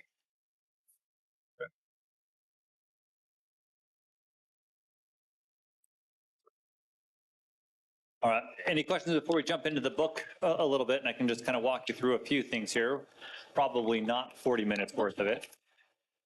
Probably only about 38. Get your book out. Let's go. What? Got 100 pages, so that's, Dennis has promised not to say anything, so this Okay, should very go good. very yeah, quickly. let's see how long that lasts. All right, if you'll go to page 7 in your books with me real quick, I just want to point out one quick thing that will look a little bit different from the current year budget compared to, let's see, the 2025 budget compared to our current year budget for that. and that is that the overall amount of general fund revenues and expenses will appear to have gone up more than normal in this particular year for that. The main driver for that is that we've actually accounted a little bit differently the way that we're handling our payments to Republic, and that's our garbage refuse company. For it. Previously, it was booked in a way that you didn't necessarily see the revenues and the expenditures, the full cost of the revenues and the expenditures here in the general fund. You merely saw the difference between how much we paid Republic and how much we collected on the books for it. But in working with the auditors, have gone through the process of putting that into revenues and an expense out of the general fund every year. That added a roughly $1 million revenue, and it added a roughly $1 million expense, right? So if anyone's comparing the budget year to year, and they're going along and they're like, okay, well, 2024 budget was 14 point something million, I can't remember, and then all of a sudden it jumps up to 16.3 million, right? Well, that's $2 million in 1 year. What happened for it? The main driver of that is that Republic contract, which is merely just an accounting reflection change, and it's not an overall change to the size of the budget overall. Okay. Any questions on that element? Just want to make sure that part's understood, because there might be some people look at it and be like, oh, wait a second, something's gone wrong here for that. But we very much know that that part happened, and it will be merely a different budget change from 1 year to the next, as opposed to an actual dollar change that happens in any way. But taking a look at page 7, so that's the general fund category, you see the extra $1 million actually in charges for services. The extra $1 million that happens in the Republic service is actually down in the facilities maintenance line down there, is where you'll find that particular item being increased from 1 year to the next. Right. Otherwise, we have a roughly $16.3 million revenue line, and we have a roughly $16.3 million expenditure line for a total budget there of being slightly more expenditures than revenues of a total of $33,000, which again on a $16 million budget is nothing to worry about at all for that. And I will add, in the middle of all that is that $250,000 Parks Master Plan as well. That's like a one-time cost that we've fit into this year's budget. That will only help us in future year plannings, right? That it's already in the operating budget when it's not there anymore, and then it can help kind of make sure that we keep operations ongoing. Is that the exact budget for the master plan, or is that just allocated? That's the amount allocated to it. It could be less. Oh, it could be less. Yeah. Yep. Absolutely. That's true. If you're listening to this and you're going to be submitting a bid for it, we only have $20,000 budgeted for it next year. That's the downfall of the whole process, right? Everyone knows the exactly. Stop. Turn off the mics. the drop dead number. Okay. And then if you go across all the funds there, you can kind of just generally get an idea of how that is. I'll draw attention to just a couple, again, things we want to make sure that you're aware of and how it works. Capital Projects Fund, third column to the right, if you go all the way down. It looks like, we're losing $10 million. Well, the reason for that is because you have sources like previous year accepted grants that you're drawing down. You have things like bond proceeds that are in there that are being drawn down. So you will see years where the Capital Projects Fund gets like a lot more revenue than it spends in money. Then you'll see years where it spends a lot more money than it takes in that particular year, but it all remains in that fund to be balanced, to be able to both collect revenues and then pay capital projects over time. This is a year where we would anticipate spending a lot more in capital projects than we take in because we've already borrowed the money in previous years. Okay. And then as you kind of just run across that bottom line there, where you have current revenue to expenditures, and you kind of just compare the lines going back and forth for it, you have generally balanced accounts all the way through for it, slightly, $10,000, $20,000 to the good or to the bad one way or the other, but nothing that is going to be detrimental to any of those funds. Any questions on that summary page on page 7? It's a great page to go to if ever you're wondering, like, what's the big picture look like, right? This is what it is right here. You go all the way to the right there, and you're going to see we're going to spend about $38.5 million this year for the budget. Okay. All right, the other area that I wanted to draw your attention to, if you'll go with me to page. Starts on page 55. It's the Capital Improvement Program section.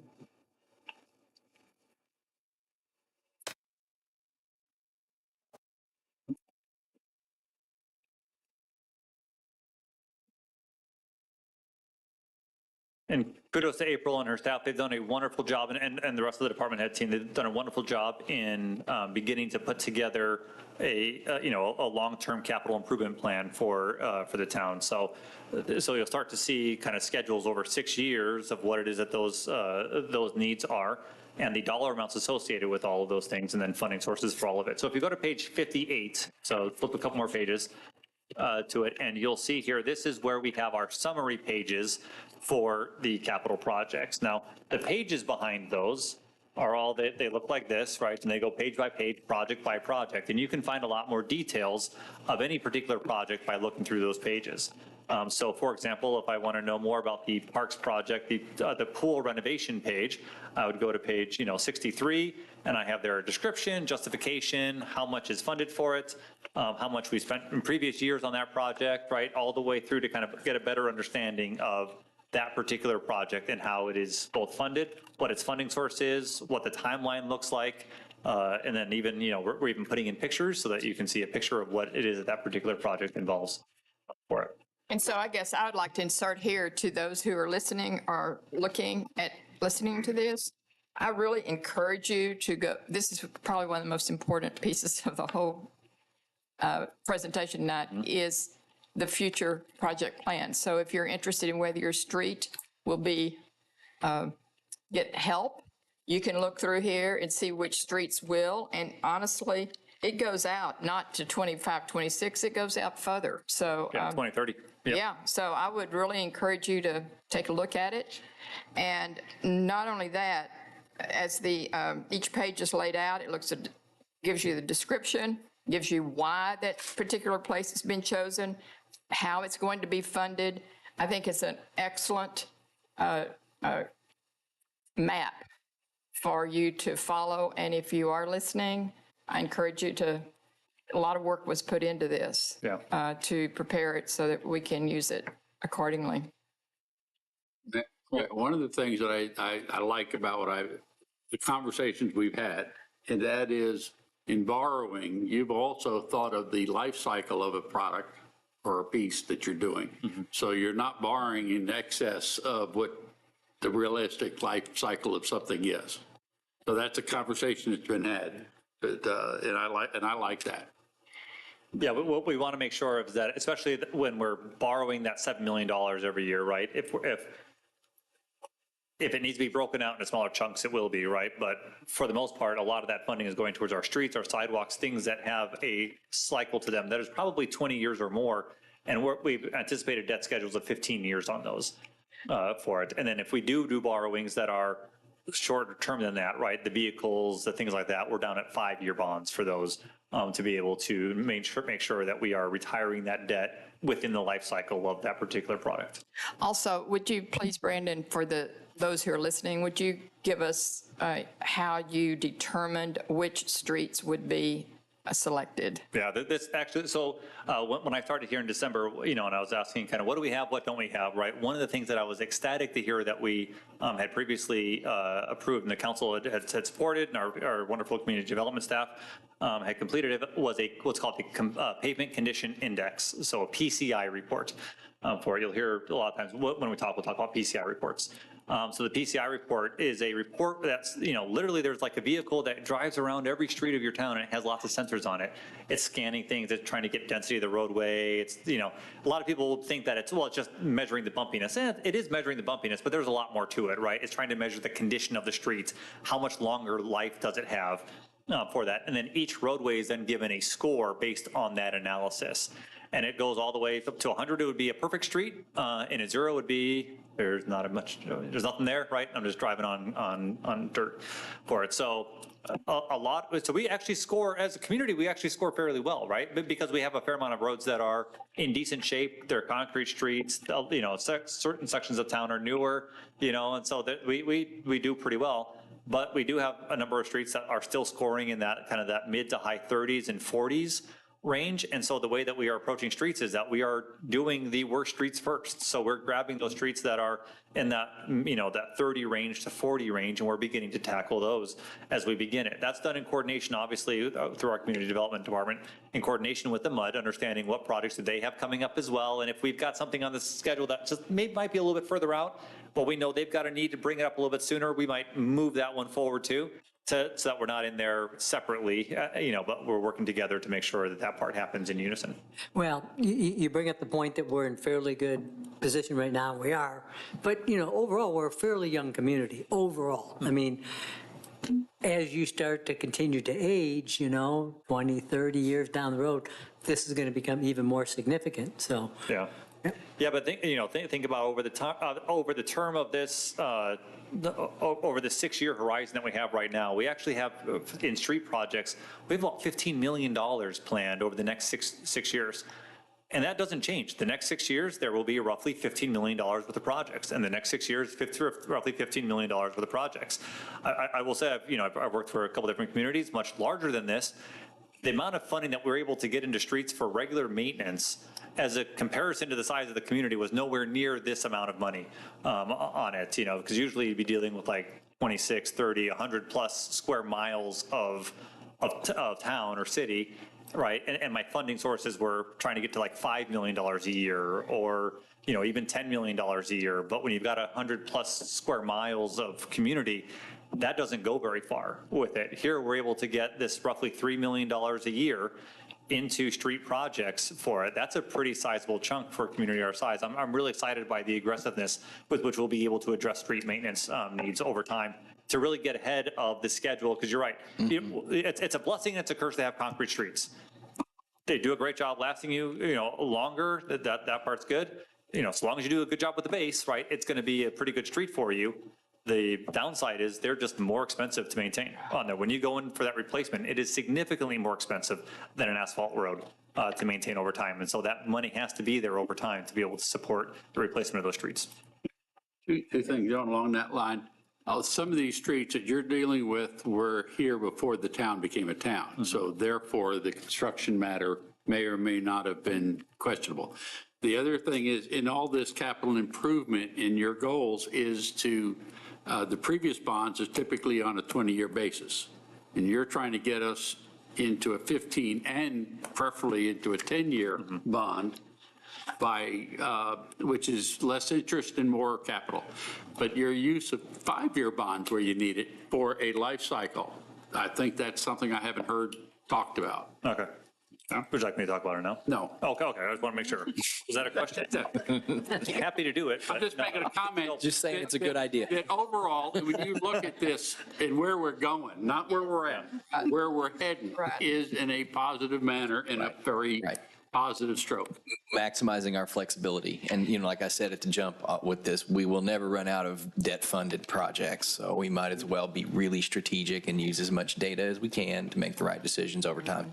Correct, So yep. appreciate all the work that goes into that. And it's fun to watch it year over year. Over time, it gets a little better. We make improvements to the process. So we're headed in the right direction there. So I'll emphasize real quick. Before you go on, though, I have to ask, how did you decide which sidewalks? That's a question. Good. Hey, do you want to come on up, Matt? Give us a quick explanation of that. I mean, Do you have a sidewalk in front of your house you want replaced? I'm in a HOA, honey bun. My process was to ask Matt which sidewalks we would be doing. So I'll let Matt go ahead and Well explain done. the process. Well played. And then I'm just going to repeat what Kevin told me. What'd you just say? Okay. So I think one of y'all mentioned it earlier, we've got some of the older parts of town that the bases weren't looked at. And you've got a lot of fluctuation just on where one sidewalk dips down, lifts up or whatever. So that's just, most of that is all visual. We do have some numbers that came from DTS that ran around town and they use the x-rays and things like that. And it does pick up sidewalks, but most of that is just streets guys on what we get called on to replace over and over or lift. And so those are the areas that we've really focused on these first 3 years. So how, do you guys have a preference on how you would like to receive that information since it is kind of anecdotal?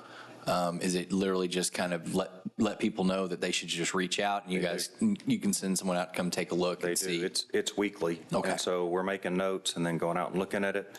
If we can fit it in this year's budget, then we go ahead and do it. If not, then we just let them know. We'll put it on the list for the following year.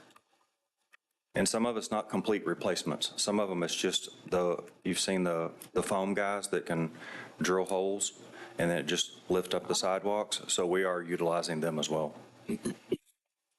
Yeah, so if you take a look at the current projects, right, on page 58, and I go to the project side of it, and I'll just kind of pay attention to just a couple of things to draw your attention to.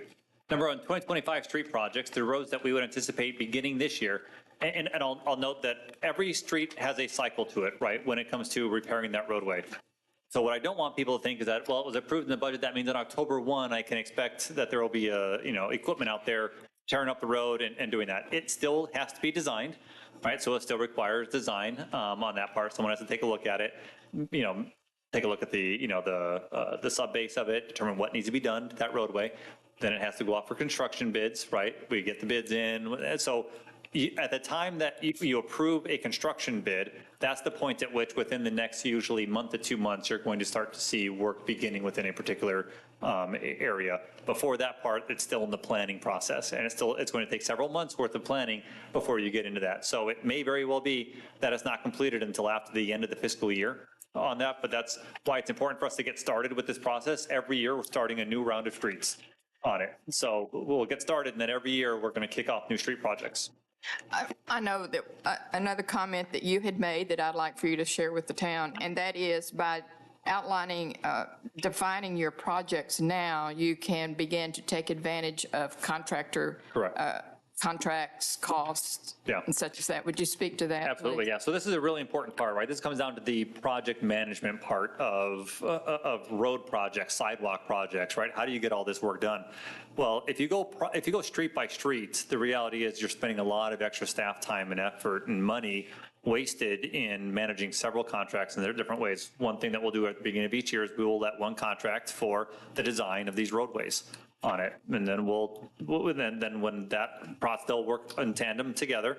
And then when we go to get them all done, then it will be a package of roads, and then we'll have contractors come in and bid on those roads. That means that they're going to only mobilize once. When they do that, right, you'll have different sections that need to start at different times, depending on their staffing levels. But they'll come in, they'll mobilize, they'll get started with their project on it, and that provides a lot more continuity for our staff to just be managing one contract as opposed to 3 different contractors, 3 different areas, and what's going on. And also, when contractors know that there's regular work, maintenance work in your community, then it really does help them be much more competitive in what they're doing. You're going to have a lot more companies trying to get in the door because they know, well, Trophy Club, if I can get in that door, I'm going to be here every year doing projects, as opposed to this is just a one-off project. If I'm not selected, it'll be another 10 years before they ask for another project here in this area. When they know there's regular projects, they want to be in your town, and they're going to be a lot more competitive in trying to be that contractor for you, the one that you prefer to use when it comes to your road projects. So that's how we'll manage them. We'll do one contract for design, we'll do one contract for construction, and that way we'll be able to maximize. Because the overall, again, when there's only $3 million worth of projects, that's big for us, but for a contractor, that's not necessarily a huge job, but it's a big enough job for them to really get interested in it. But if we go out with a $800,000 or $400,000 job, we're going to get very few contractors coming in and bidding on our work. Got it. Thank you. And then there's the sidewalk. So the streets that we would anticipate doing this year, Forest Hill, Paint Rock, and Palmetto would be the streets that we're looking at for this year. And then when it comes to our sidewalks, Parkview, Durango, and then you'll notice that we also have various sidewalk repairs, in other words, unidentified repairs at this point, as far as the exact locations, but we're going to be finding places for us to be able to repair throughout the town. And $125,000 of that, we know that there's a fair amount of sections that we just need to kind of get at and repair. So we would, have a sidewalk contractor that we're working with to help bring them in and just quickly get through these projects throughout the town. Sidewalks are a lot easier than street ones. Those ones actually will start pretty quick. For the Durango sidewalks? I'm sorry? For the Durango sidewalk, what's the difference in 25 and 27? Opposite sides? Yeah.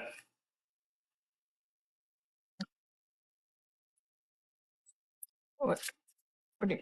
On, Yeah, you have Durango on 25, then you have on 2026. or 27, What is 2027, right? on sidewalks? Yeah, there it is, yeah. So is there a difference? You just doing one side or the other?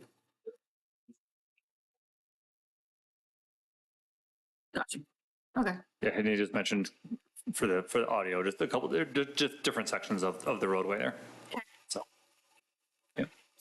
Other projects that we have lined up for the 2025 year, we talked about the Inverness Drive Storm Drainage Project that is currently ongoing in design. Pool renovations, the pickleball courts is also in there. We also have Bobcat traffic improvements in there, and I know we're still working our way through that process. For right now, the number we've thrown in there is the number that we talked about with the Lee engineering recommendation number.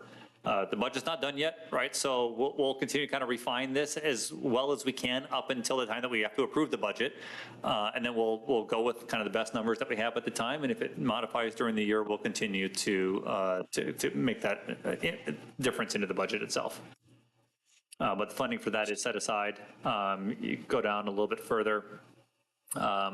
We do have some projects that are right now slated for MUD funding. We'll continue to work with them on that process for that, but that may be making some changes by the end of the time we actually approve the budget.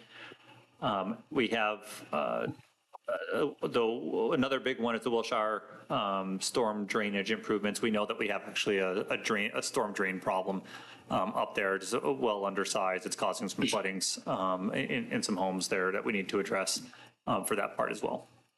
And since you mentioned MUD funding, something that came up during our budget subcommittee meetings that we talked about was potentially for future years, trying to get as much data and info as we can from the MUD about out years. Not just what's up this year or what's up next year, but in terms of major infrastructure projects to add as a factor in that replacement indexing formula, right? Because if you're looking at 2030 and you have three choices that are all big hitters in 2030, but one of them is going to get new water lines, then that's the one you do. And so it would be good to know that more than just next year. So that was another thing that we don't have today, but would endeavor to maybe get to at some point. Yep. Okay. All right, Mayor, so if there are, unless there are more questions, my part of the presentation is done within an hour and 41 minutes. I dare. I dare you. Please. No, just a general comment. That's not a question. You said questions, not comments.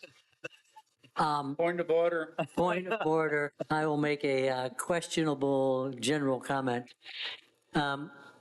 This subcommittee, and I've been on it several years, I know Ryland really functioned well this year, thanks to April, Brandon. It was time well spent. There's been times in years past where we spent 10, 12, 15 hours, and that was really not the case this year, probably total, maybe 5 hours at max. But and we got lunch, which was good. But the process, what I'm getting at is the process was so much more refined this year. So April, thank you for that, Brandon. And I like the idea of a subcommittee because we spent, 2 hours here? That's a lot of data to go over, and it comes forward to the council, and, it's presented in a way that's understandable, is efficient. So hats off to the whole process. Any else comments? Rob? Yeah, I just can't overstate how much the SB2 legislation changes the landscape of this entire process. And I mentioned it earlier, but I mean, it just can't be said enough. In prior years, before that was law, there was an element of, okay, guys, here's everything we have to do, here's everything we need to do and should, and here's some things we want to do. And there was more of an element of interactivity of really trying to get down to weigh ROI on certain things, supplemental items, and try to control costs. The fact of the matter is 3.5% on operating expenses is just, it's keeping the lights on money. So really, ultimately, it's not so much a cost control exercise anymore because the state laws have done that for us. It is now a resource allocation exercise. So thinking about how we organize ourselves in the future and how we talk about budgets is really about resource allocation and making sure that we're maximizing the resources that we have. So like Steve, I was really happy with the way we were presented with all the information we needed. Appreciate the work staff put in on it.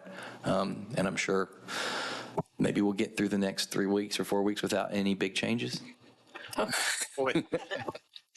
Any comment, anyone? Okay, you know what? It is 6:44. I'm going to adjourn. We're out of here.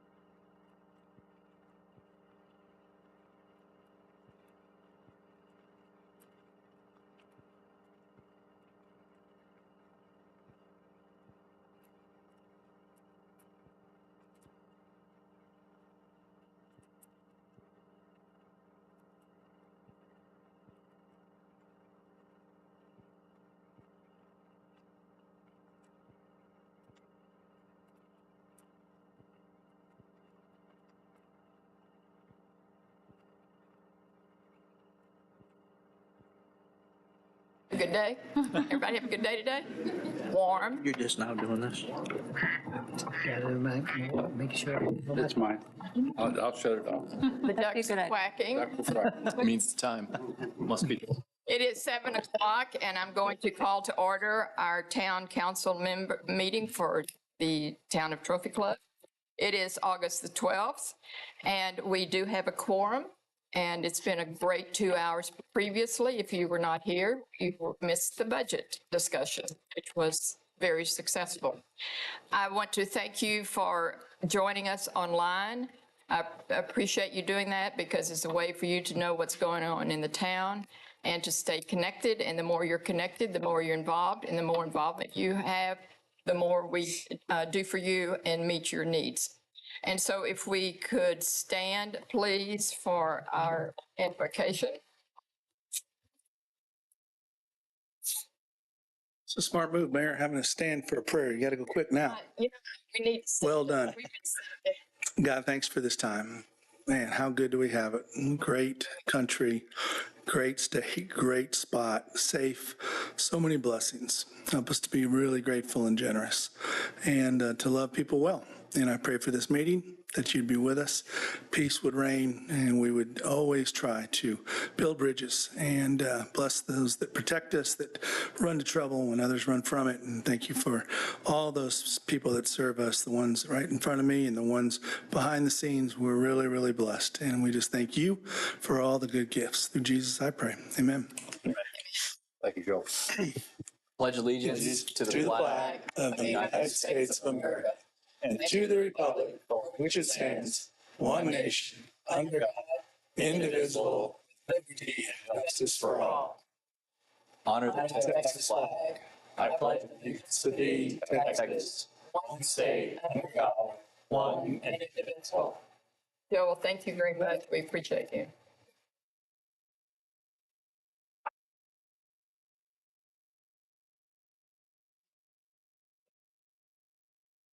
I would like to read to you, actually, I'm reading to you regarding public comments. Do we have any public comments? No, ma'am. Tammy, okay. So I'd like for you to kind of hear how we're going to proceed tonight. If you wish to address the council, please fill out a speaker request form and present it to the town secretary, which is Tammy Dixon here, preferably before the meeting starts, but you can also do it before. So one is you can speak. This, I'm just kind of giving us a sense of how we want to conduct and get information and participations. One is you can speak in a public comment that's not listed on the agenda. That means you can speak on anything you want to, addressing it to the town council during public comment section of the agenda. Second is you can speak during a public hearing, and you will be recognized after the public hearing is open. Tonight, we do not have a public hearing. Third is you can speak on a non-public hearing item listed on the agenda, and you will be recognized after the agenda item is introduced. And for those of you who will be speaking regarding pickleball, that is agenda item number 10.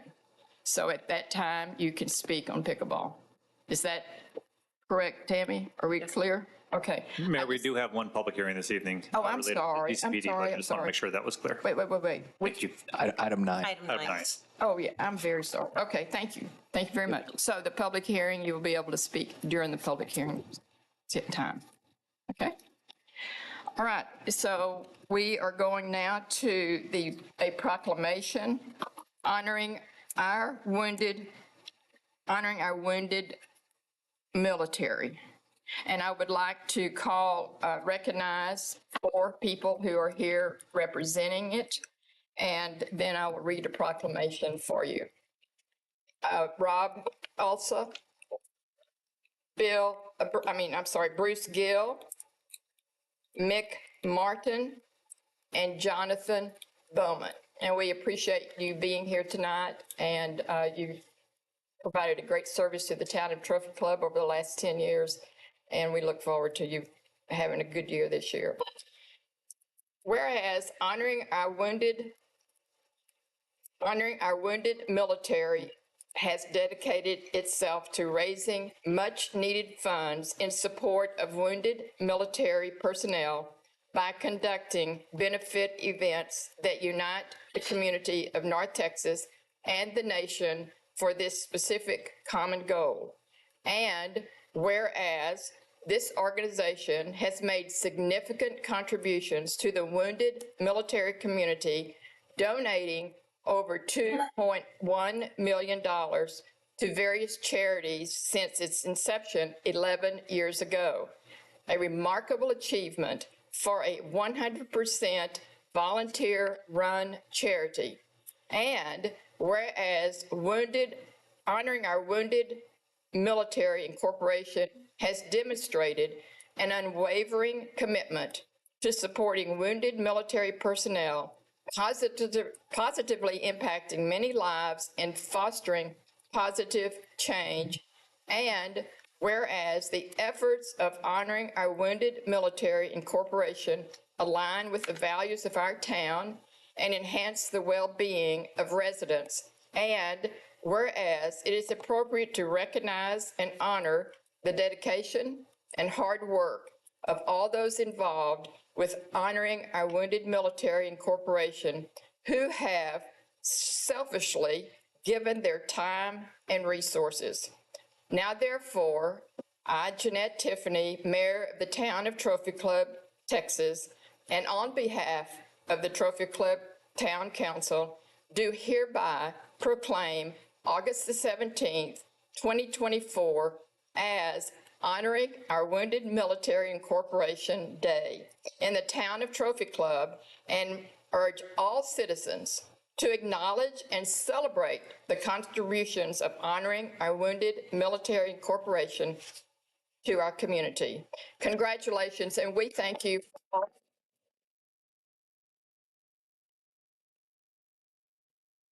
I remember your first year, and it has grown. $2.1 million has been raised here in the town of Trophy Club through dedicated people over the years. Thank you very much. Thank you. Thank you.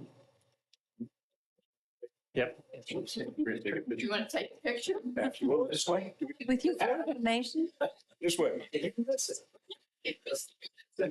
miss the picture. There you go.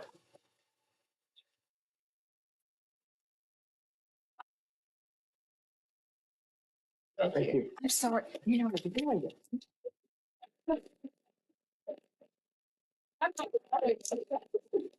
Thank you. Good, thank you, Bill. Thank you. Thank you. So, thank you. God bless you. You did great. Oh, thank you very much. Here, who wanted to? I'll take it. Thank you. Thank you. Appreciate that. Thank you. Hey, Mayor, while you're walking back up here, just as one comment, Saturday's the big golf outing, right? Golf in it every year. Still openings, okay. What a great event it is. I tell you, when you're out there on the driving range and the flyover goes by with the military helicopters, it is awesome. It is really spectacular. So looking forward to that. Is he coming again, Huey? Well, it's funny you say that. I don't think he is. For about 8 to 10 years, I think it's 10, we've had a Huey helicopter come in and do that. Unfortunately, he had a fire at his, the structure he had, I think it was a barn or a hangar, and it damaged the aircraft. However, we believe we're going to have a flyover of an airplane, World War II training airplane, so. Now, is that the one Brandon will be jumping out of, down, and And I would say, and we say it should be coming by because you never know what happens with maintenance right before you take off. We should have a flyby to account for the Huey that we've had in the past. No, that's an awesome experience. Thank you so much. Thank you. God bless you. Raise the money.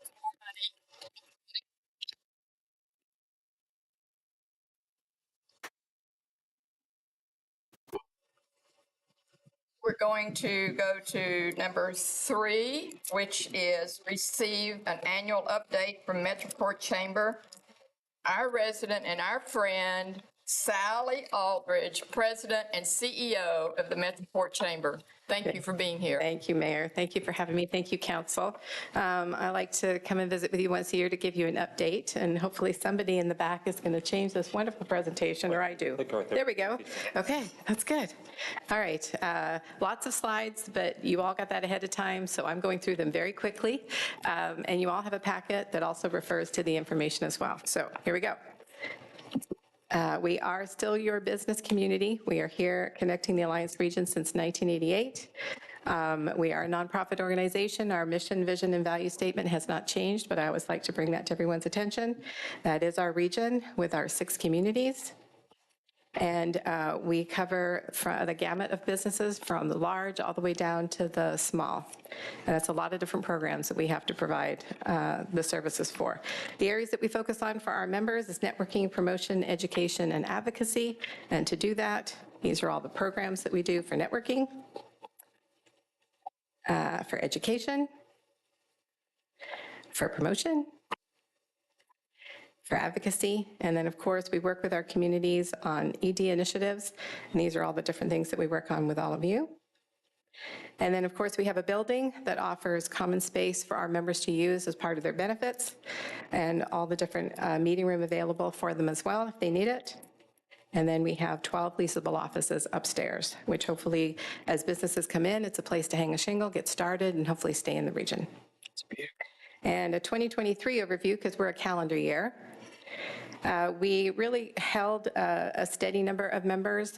With a lot of the economy issues, we're actually ahead of the US standard, so I feel we're a win right now. We did have a 25% growth in new members coming on board. And then our partners, we cannot do all that we do without our high-level membership partners. So this is all of our President's Circle, our Chairman's Circle, and then, of course, our communities. And then these are all the events and programs that we held in 2023, our 5 major events, our Women in Business program, lots of networking opportunities, as well as educational. And then our event partners, again, we could not do it without all the tremendous support of our event partners, and thank you to the Town of Trophy Club for being a bronze partner, our silver, our golds, and our platinums. And then giving you an update where we are mid-year as of the end of June. We're holding at 531 members, which is a 9% growth, so we're actually ahead of the standards. And the conferences this year are still saying that members are either holding or are getting less, so I think we're doing really good. And then we held 2 membership luncheons. Of course, the first one we held was the State of the Communities, and thank you, Mayor, for doing such a great job. Thank you. Our Alliance Development Forum, which we held in March, and that's our partnership project that we do with our communities. We focused on residential this year. Our Taste event is our capital campaign for our building. We held that at the Speedway's garages. Our Women in Business, we've had 2, and we host them here at the Trophy Club Country Club. And our Emerging Leaders, which is based on self-development and leadership training. We had 2 of those so far this year. Our BET is business education training, bringing tools and different opportunities for the small businesses to know what's available for them. Our mixers, we've had a couple of those as well already, and one of them was held here at Social Oak. Networking at Noon, we've had 2. We're about to have 3. Business Builders, we've had 7, and we take them around to all of the communities. And our Regional Advantage Leadership Program, we graduated our Class 7 in May, and in September we'll be launching Class 8 with a full class again. And all the ways in which we keep in touch with the public as well as our members. In your packet is our little business cards with the QR codes. That's the way we keep in touch with you real time. And then what's coming up, these are all the things that are coming up for the rest of the year. So we're definitely in full gear for a lot of things coming up for the remainder of 2024. And just a few pictures of Trophy Club and the things that we've held in 2023, and I think 2024 as well. So thank you for your time and appreciate you. And I got it done in less than 6 minutes. You did.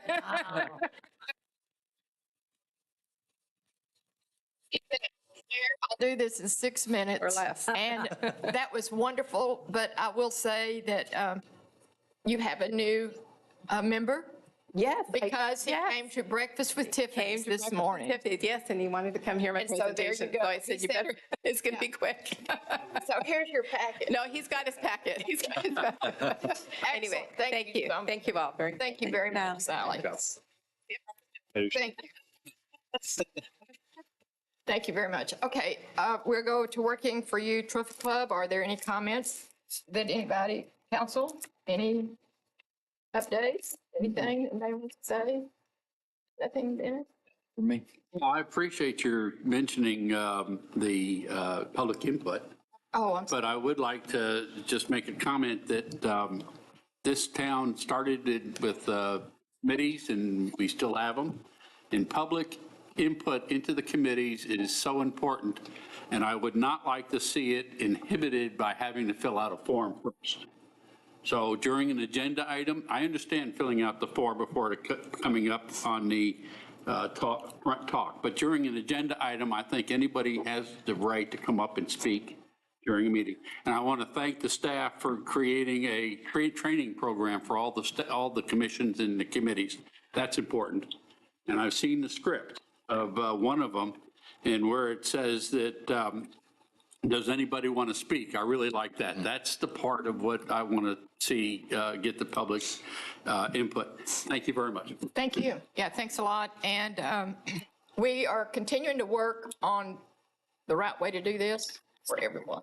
So we appreciate it. Anyone, other comments?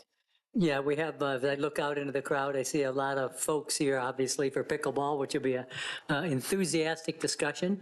But when members of the boards or commissions are here in the meeting, it's really impactful. I mean, we're up here every single month or twice a month, but to see the people that really do a lot of the legwork and then come talk about it is most helpful and beneficial. So thank you for coming, and I encourage those future meetings, come on out and let your faces and voice be heard. Basically, he said exactly what I was going to say. I want to say thank you to all the input that this community gives continuously, and whether it's surveys, coming to focus groups, coming to Breakfast with Tiffany's, I'm telling you, even though there may be a few people there, we get a lot of nice input. And also, I want to say thank you to the board applicants. We've had a wonderful application for boards. We've had a really good experience, the interviewing process, and so we look forward to our new board memberships coming up in September and October. So thank you, everyone, for being here again. The more we engage ourselves in what's happening, the more it's going to be what you want it to be. Thank you very much. Now we will go to the update from the town manager. All right, good evening, Mayor, council members. We are excited that the Bobcat traffic improvement process is moving along, that particular project. On July 29th, we distributed a survey for our residents to take. We're happy to say that we're almost at 600 completed surveys at this point, which is tremendous on that. So I'm anxious to see if we can get to 1,000. If you're in here and you haven't taken it yet, oh, Jill's saying more than 1,000. She wants more than 1,000. But if you're in here and haven't taken it yet, please go to our website and take that survey on it. If you have taken it, encourage a friend to take it. It's a great opportunity for our residents' input to be put into the solutions that we are recommending for that particular roadway. And how long is that survey going to be available? So it's going to be open till this Friday. It'll close this Friday. So the end of the day on Friday. And we can do it multiple. Okay, so times, right? that means You can vote only once. That means there's roughly 2 business days after the bells ring at Northwest. So that is true. Tell all your schools. There'll be a lot of influx of opinion. Exactly. I would anticipate. If you find yourself in traffic on Wednesday, I wouldn't recommend pulling out your phone while you're driving, but find a safe place to pull over and feel free to take that survey. So again, we're going to be completing it on Friday. So please make sure to spread the word to everyone that you know to get their voice heard, because many others are having their voice heard on this one. And so we want to try and get as many comments as we can. Also coming up, we have a few board and commission meetings to be aware of. First of all, on August 19th, we have our Parks and Recreation Board meeting. That's at 6 o'clock.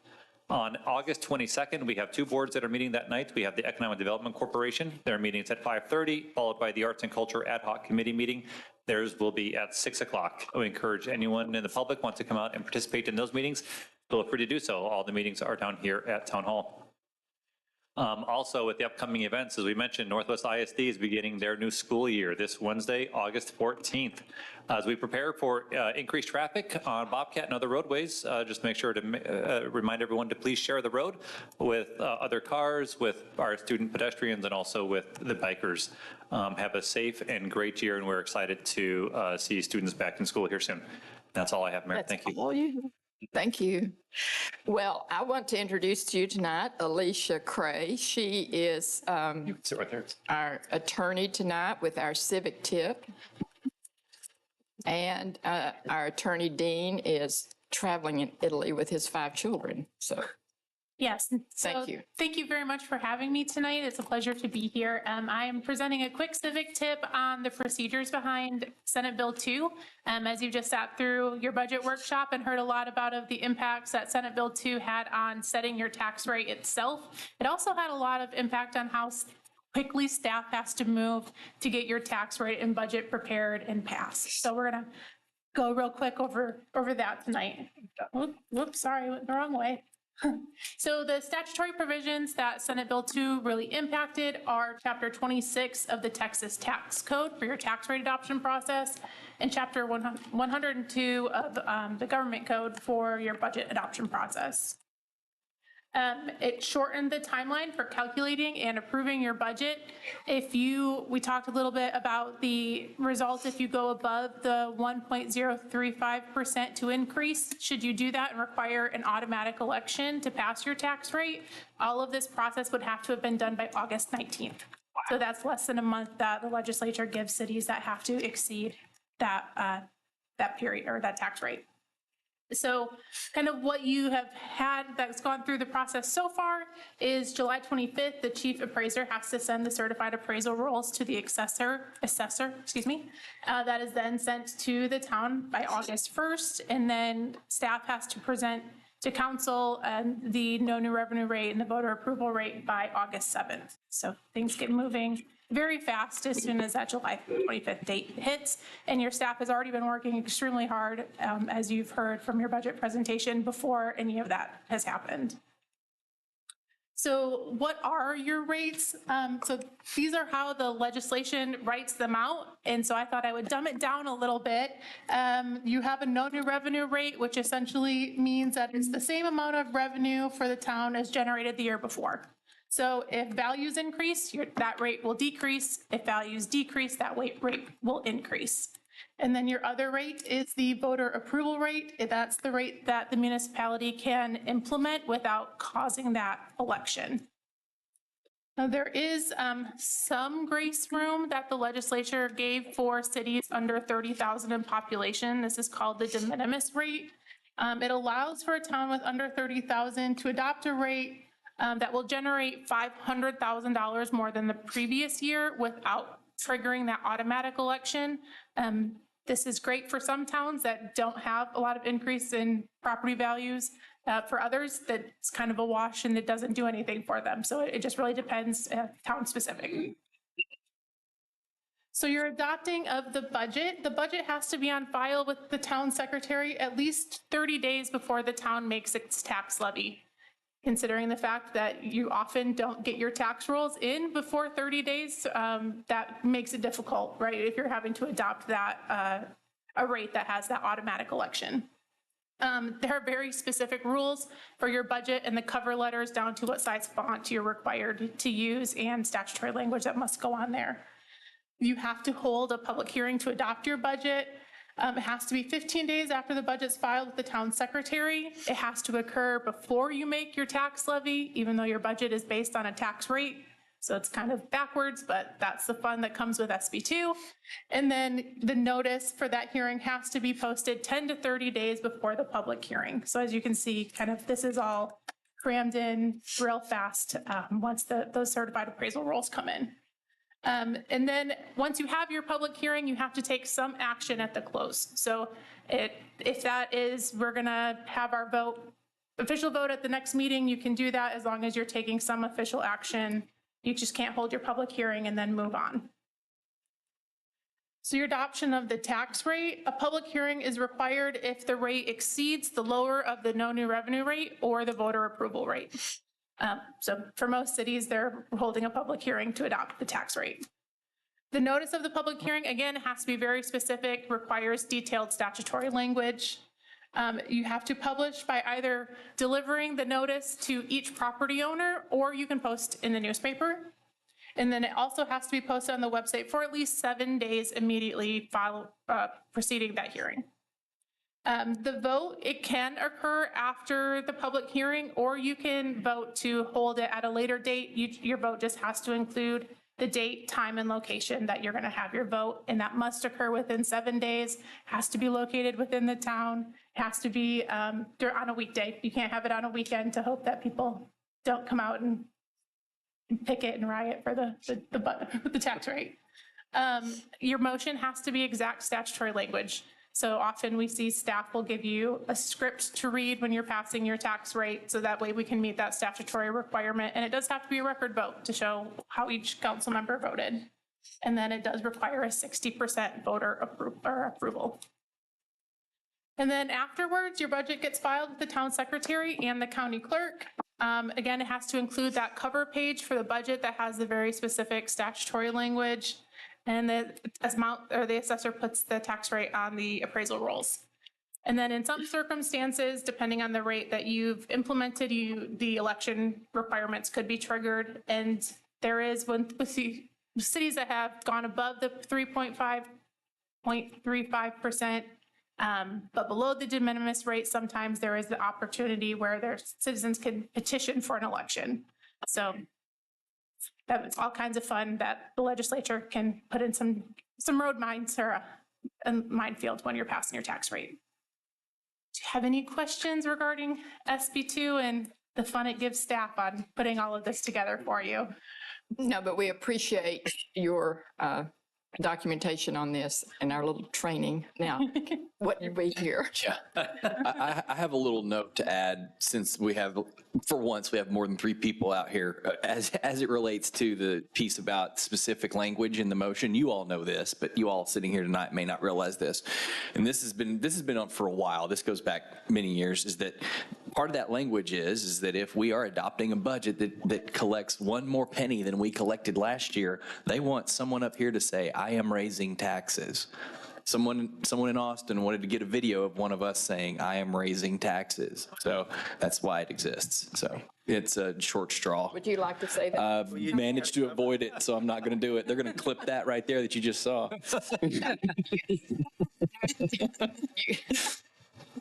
Okay. You don't want to do it? Oh, I'll do it. No, I'm just kidding. Okay. Thank you, Alicia. We really appreciate it. Appreciate you. Thank you. Consent agenda. Item 5, consider approval of the July 22nd, 2024 Town Council work session and regular meeting minutes. Item 6, consider authorizing the town manager to negotiate and execute employee health and welfare benefits agreements with Blue Cross Blue Shield, including medical, dental, vision, life insurance, and disability insurance. Item 7, consider setting a public hearing for the fiscal year 2025 proposed budget on August 26, 2024 at 7 p.m. Item 8, consider a resolution of the Town of TrophyClub, Texas, accepting the 2024 appraisal rolls from Denton and Tarrant counties. I make a motion to approve consent agenda items 5 through 8. Is there a second? I'll second. Stacy seconds. Are there discussion? Anybody? All those in favor, raise your hand. All those opposed? None opposed. Thank you. Public hearings. Item 9, conduct a public hearing and consider approval of the fiscal year 2025 Crime Control and Prevention District budget. Okay, we're going to, again, before we do this, I want to just remind us what a public hearing is. And it is, we will open the public hearing. There's a staff presentation. There's an applicant presentation. And anybody wish to speak in favor, anyone can wish to speak in opposition. Any rebuttal? We'll close the public hearing, at which time the council will discuss and vote, okay? I'm going to open the public hearing at 7:29, and we will like to hear from, where is he? This is the chief. He was just in the door. Chief. We'll take Sergeant Cobbler out there. He can do it. Come on. Can you get assignment pay for presenting the budget? It's overtime. Don't. It's overtime. That's one of the things Brandon referenced earlier. Yep. Okay. Mayor, council, I want to thank you for this opportunity to talk about the CCPD. And I want to thank the CCPD board for all the work they put into this year's budget. We had several meetings pertaining to the budget, which we got to build. So the CCPD is a 1/4 cent sales tax dedicated to the police department to fund special projects that help our community, to help our schools, and help our citizens. So this year, we're looking at a budget about $365,000. One special caveat to this year's budget: when we presented the budget to CCPD, not only did we talk about all of our programs, but we talked about our capital items. So we usually buy 3 cars out of the CCPD. So Mr. Wright proposed something to the board. So the budget was approved to go over budget by $80,000, with the caveat that would buy all 3 police cars and still fund all of our special projects. Mr. Wright proposed that we remove one of the vehicles if we could find the funding in the general fund budget, the police replacement program. And so Mr. Wright was generous enough to find that money in this year's budget. So the CCPD budget will go back to within balance, actually just under balance. So that's a good thing for CCPD. That's going to let us rebuild our fund balance, because we did use it last year to buy a 3rd police car, or this current year. So that helps us continue to stay within our programs, funding all those, and then build a little bit for the future, if in case we want to do some other special programs or have a special need, like we talked about during our special budget meeting where we talked about reserves. So some of the things the CCPD does fund is equipment, training, specialized stuff for our things. But let me talk about some of our programs. We have some of the things that have happened this year. We have the Citizens on Patrol, where our citizens, our COPs drive around town doing vacation watches and helping us protect the community, and then helping the police officers on the scene. So if we have an accident, they'll get out and help direct traffic and things like that in the community, and then they help out at special events.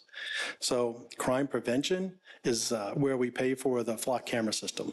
We're up to 10 cameras now. We funded the last camera last year in the budget to get us to 10. It's been a fantastic asset. So we still update our flock transparency page, where we let people know what the flock camera system is doing and how it's being used. So that's been a really great asset for our town.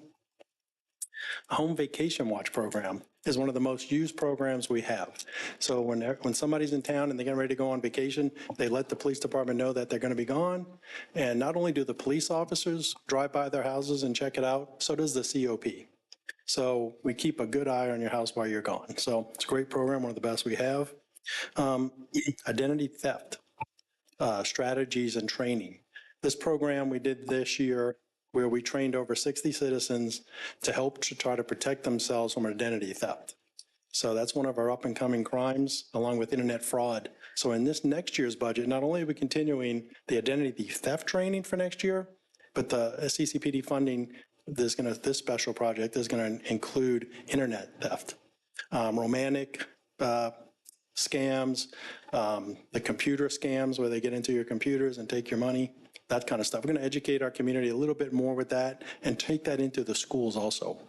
So, because we've also had some other crimes that are targeting our kids through the internet and on TikTok and Snapchat and all those things. So trying to divert them over to other programs. So the fund's going to help pay for that. That goes into our school resource officers. And we use a special program here with CCPD to fund some of the SRO stuff. The school district pays for the SROs, but the special program within CCPD funds some overtime and special projects that they do for the schools. So that really helps out. And then a new thing we're doing is the home security program, where we're having an officer trained to specially look at businesses and homes, so they can provide a service that we used to have a couple of years ago before Officer Voigt retired, where we go to people's homes, we do home safety inspections, we talk about, bushes around your house, anything that can increase the safety of your home, cameras, lighting, situations like that. So we'll have an accredited officer trained in that to help out with insurance and things like that. So I know I spoke very fast, I apologize. But any questions so far about the CCPD and its budget? And I want to again thank Mr. Wright for finding that extra funding in the general fund budget to relieve some of that stress on the CCPD budget. That's great. He's good at that. Yes. Anything I missed, sir? Like that? April? Okay. Anyone want to speak in favor? No. No. Yeah, I mean, still in public. Okay, you ready? I close it at 7:34. The public hearing is closed. Thank you. Thank you.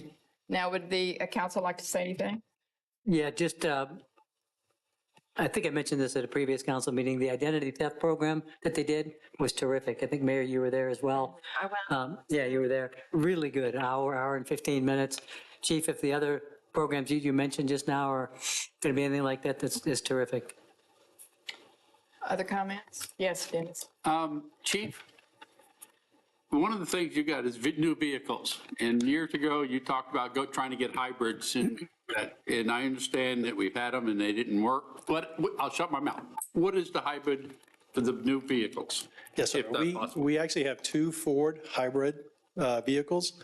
And the problems we've been seeing with them is the mechanical issues where they're just draining down. So we're not sure exactly why, but they spend a lot of time in the shop with electric components replacement, cabling replacement, and things like that. So it just, when it rates on where it stands in our maintenance thing, it's very high. Okay. So, but we do have 2 of them. We bought one 3 years ago, and we bought the other one 2 years ago. So Well, that's a program of energy efficiency and climate and all that. I mean, a whole lot of things go into that. And I'm sorry to hear that that's not working right. yeah, and we're monitoring other departments that are testing other types of vehicles. The Tesla seems to be the most popular because some of the other, Ford's moving away from police-oriented hybrid vehicles, just because there's a lot of equipment associated with a police car. You got cameras and computers and stuff that are always on. So it just draws a lot of power and a lot of requirements. So. Okay, so we haven't given up on it yet. It's just, okay, thank you. Thank you, sir. Like, we do have the Zero bike. That works out really well. So. Don't forget to get them some boots like Chip. Yes, sir. Thank you. Mayor, Yes, ma'am. I'd just like to congratulate you on your board. The CCPD board has been doing such a fantastic job the last few years, and we're really happy to see it grow and develop, and looking forward to good things next year. Thank you. Okay, thank you. Any comments? Thank you, Chief. We appreciate you. Great. Thank you, Mayor. Thank you. Yes, thank you. Is there a motion? I make a motion that we approve the CCPD budget. There's second. Second, Jeff Beach seconds. Any discussion? All those in favor, raise your hand. All those opposed? Motion passes. Now we will go to Individual items. Item 10, consider approval of the location of dedicated pickleball courts in the town of Trophy Club and directing staff to initiate the construction design phase for the selected location. For the record, the town has received emails that went to town council, and those have been retained for the record. And you have one person that did sign up to speak on this item. Okay, thank you. Good evening, Mayor, Council. Excited to get up in front of you to bring this proposal to you all. One of the, just kind of a little bit of background, as we know, this has been going on for years here in Trophy Club, because the community has seen a need, especially with pickleball, having more facilities and dedicated pickleball courts for the community, as it's become not only a sport for one age group, but it's become a sport for all age groups. And so it's one of those things that has grown by leaps and bounds, not only here regionally in our state, but also nationally as well as internationally. And so one of the first things I was tasked with when I started in January was to evaluate all the past information that we had and the preliminary designs and all the work that had been done up to that point. And we had a lot of it. And I got really excited about it because a lot of times when you start projects, you start from scratch. And we weren't starting from that. We had some ideas, we had some input of, gauging what the community was thinking about. And so taking all of that information, we saw an opportunity to engage the park board as well as the community and solidify that information as we go forward with this project on how best and where to build those courts. And so back in April, we were able to retain McAdams as our design architect that not only is helping us with the public engagement side of things, but they are here for the long haul with us to carry us through the grand opening.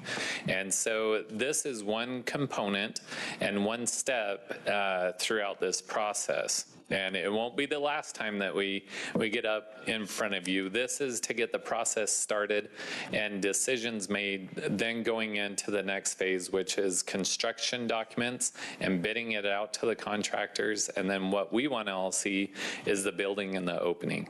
And so really excited about that. So after April, got to work and we've had a couple of different community engagement pop-up events out at the parks, as well as them analyzing all the past information, which is turned into the packet that you all have and the community has had in their hands, which contained the comments.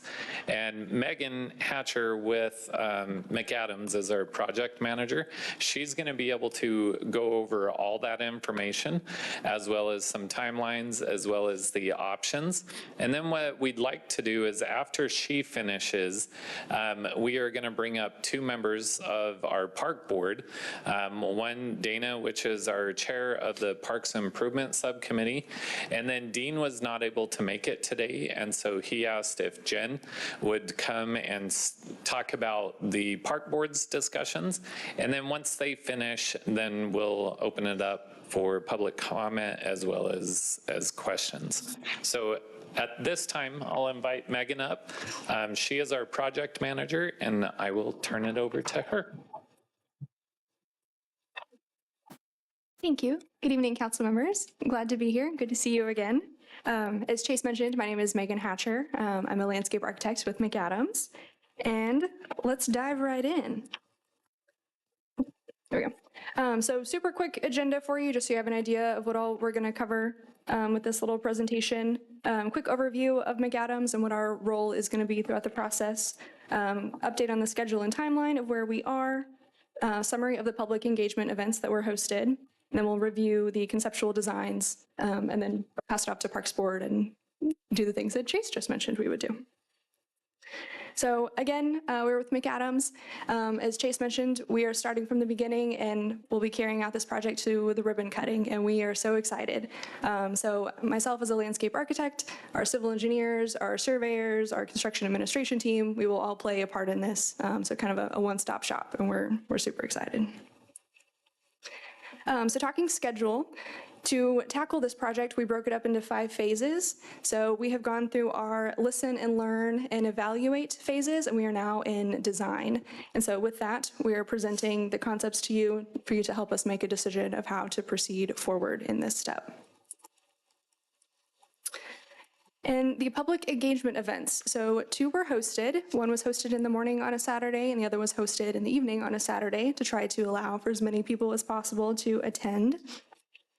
As you can see, for the charts at the bottom of the screen, Harmony Park was selected as the top voted on option. While residents were there, they were allowed to place dots for their preferred location, and then was also open for any input that they wanted to provide. It was in an open canvas. We were there to listen and learn. Some key things that we learned while we were there was the minimum of having 4 courts is key for community play. That was a strong opinion that was brought forth, and 6 was a cap that that was a trend that we heard. 4 to 6 was the ideal goal for community play. And of course, being in Texas, shade came up quite a bit, as well as lighting and having gathering areas. Being pickleball a community sport, they wanted to have a spot where while you're waiting to play, you can hang out and sit with your friends while you're having a good time. So, and as I mentioned before, Harmony Park was the #1 voted. However, we did hear quite a few tidbits of wanting equality across town with multiple residents, wanting to have parks or pickleball courts close to their residences. So there was that's why we'll segue into our design options here. So with option 1, playing on that role of equality and spreading out the courts, we proposed option 1, so providing 4 courts in Harmony Park and 4 courts at Independence Park West. So with both of these courts, we're coming in at a budget of $1.45 million. So that's the construction cost as well as the design fee. And being that this is split up, we'll focus first on Harmony Park to get you zoomed in a little bit and some more information. One of the goals of this design was to allow this facility to seem seamless, like it was purposeful, with adding on these pickleball courts with the existing tennis courts there. As you'll see, a trend in all of these designs is a community gathering area, providing that seating and shade option for players while they're in the park. This design specifically will require retaining walls along the eastern edge of the addition, and of course, sidewalks will be rerouted appropriately to still allow circulation throughout the park as it was before. And with this location, we're proposing to remove the 5 Bradford pear trees that are along the southern edge of the tennis court. And that is the first section of option 1. And then the second section is at Independence Park. This is in the west portion.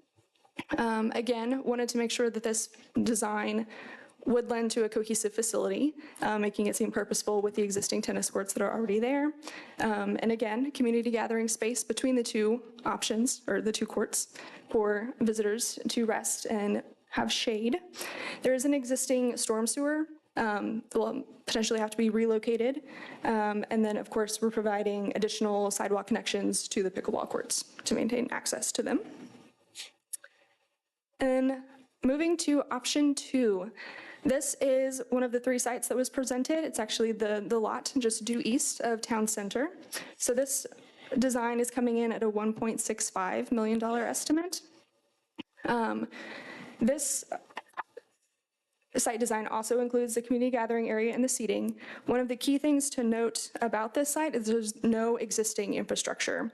And so by that we mean there's no parking, restrooms, storm sewers, sanitary sewer, or electricity. So to build courts here, we would be providing all of those things as well. There's also an on-court easement and a 20-foot water line easement that runs through the site that would have to be relocated to allow for construction. In addition, through discussions with the Parks and Rec Department, they will be anticipating additional man hours would be required to maintain this as a new park. So that's something to keep in mind as well. And then moving on to our final option number 3 here. This option is proposing 6 dedicated pickleball courts all at Harmony Park, coming in at a budget of $1.15 million. Again, this addition, we wanted to blend with the existing facilities there that are present. For this design to be implemented, we would be relocating the basketball courts and the bocce ball courts that are currently on site to make room for these 6. Again, has the community gathering area and the seating and shade components incorporated. And similar to option 1, would also require retaining walls along the eastern edge of the additions, and the sidewalks would be rerouted to maintain the same level of access to the park. And with that, I will land on this summary page and pass it off to Parks Board for their comments.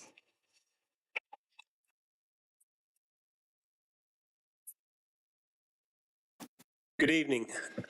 My name is Dana Kaiser, and I joined the park board in October of last year, and we decided to create 2 subcommittees. One was the park board subcommittee, or I'm sorry, Parks Improvement Subcommittee, and our first project was the pickleball project. And so as chair of that subcommittee, we worked together to choose McAdams to help us in this design project. And when it comes to the pickleball project, there was really 2 goals that were set out. One was with the help of Chase, is providing that cadence of putting a process together whereby we come up with a recommendation and present that to the park board. Park board makes a recommendation, presents to you. And so, so far we've accomplished one goal. Second goal was with regards to the actual pickleball project, we took public feedback into consideration, as well as the budget that was previously approved, and made a recommendation to Park Board 2 weeks ago for that meeting. And Jen Kastner Fry is here to present the recommendation by the Park Board. All right. Hello, everybody. I know everyone's super excited about this. So when this was presented to Park Board, there was some really good discussion, which I want to point that out, that I think that's pretty amazing. We want that engagement. We want the board to work together. And within that, the board is recommending option 1, which is to have pickleball courts at Harmony Park and pickleball courts at Independence. So the key for that, honestly, is to spread the love throughout the town. It was the key, and I think why we focused more on option 1. So that's what we are coming to as our recommendation for the pickleball courts for the town. Okay. Thank you. Mm-hmm. And just a couple of follow-up questions. Some of the questions that came out of Park Board, and I think one of the biggest ones was looking at option 1 and option 3, where with that retaining wall, you know, where some of those costs were. And one of those things just to note is on option 1 with Harmony Park, the pickleball courts are about an 8-foot rise.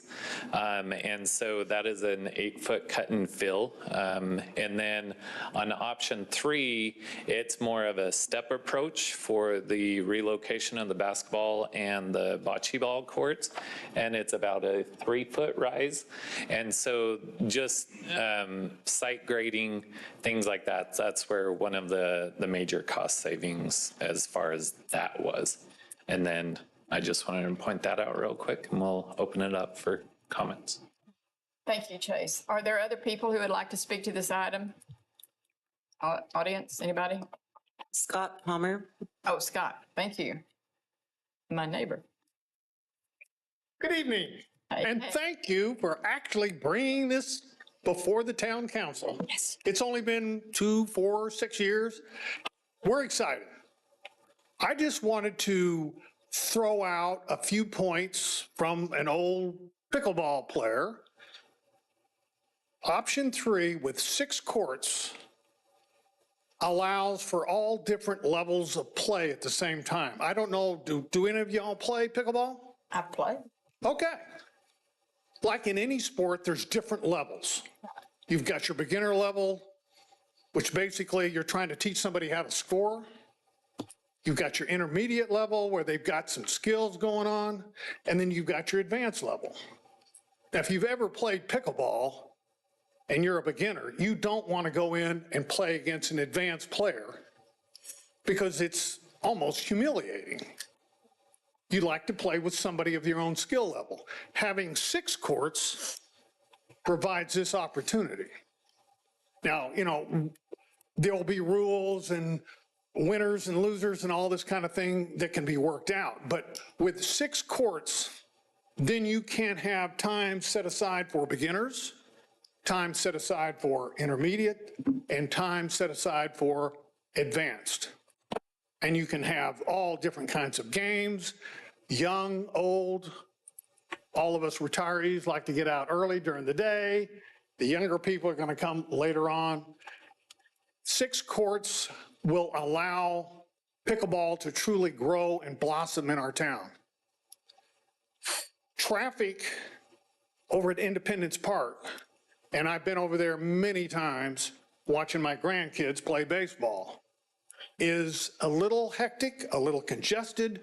There's cars constantly parked on both sides of the street, and quite frankly, that scares me to death that some little kid's gonna run out when you're just driving down the road.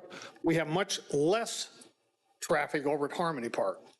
Yes, we have soccer on Saturday morning, but overall, we have much less traffic, and that is a concern for me, and I think for most people. And as far as traveling from one side of town to the other, I go and play in Keller. I go and play in Colleyville. I go up and play in North Point, up in Denton. So that's not such a big issue, I don't think. Maybe it is, maybe it isn't. But I love the design for option 3, just because it provides 6 dedicated pickleball courts. And again, I want to thank you for bringing this to a vote tonight. Thank you, Scotty. Others? Anybody else want to speak? State his name and address. Would you please say I forgot, this was Scotty Palmer that just spoke, and he's at 46 something. 40 Cypress Court. I'm Jim Thomas. I live at 7 Meadowbrook Lane, and just as he did, I thank you so much for considering this. Some things just to kind of throw out. I played 7 games this morning at Southlake. I play over there because they've got these kind of courts, whereas on ours, we have to kind of take the tennis nets and drag them down. He makes an extremely good point in what he's saying. If you've been to the Southlake facility, it's managed. You know, it's behind a closed gate. There's a rec hall there, and there are actual full-time attendants that are there that check you in and they control the play. What he's talking about is extremely important. When you have open play, I'm doing that right now at Lifetime Fitness. And when you show up over there to play, if you wind up playing with a beginning player and you happen to be a high-level intermediate or low-level advanced, which is where I sit, it is no fun for you nor for them. So what Southlake does, just Chase, for y'all just to think about, is they actually post signs and they change it on different days. Today, they had 4 courts set up. Beginner plays was on 2 courts. Intermediate play was on 2 courts. On Thursdays, they will have advanced play on 2 courts and intermediate play on 2 courts. So as you put this together, you just need to want to think a little bit about that, because if it's just random and you just show up, you might want to think about having levels of play set for different courts. Otherwise, it won't be fun for a lot of people. Thank you, Jim. Anybody else? Any other speakers for this agenda item? Okay, Chase, you want to finish up? Well, now we can open it for questions.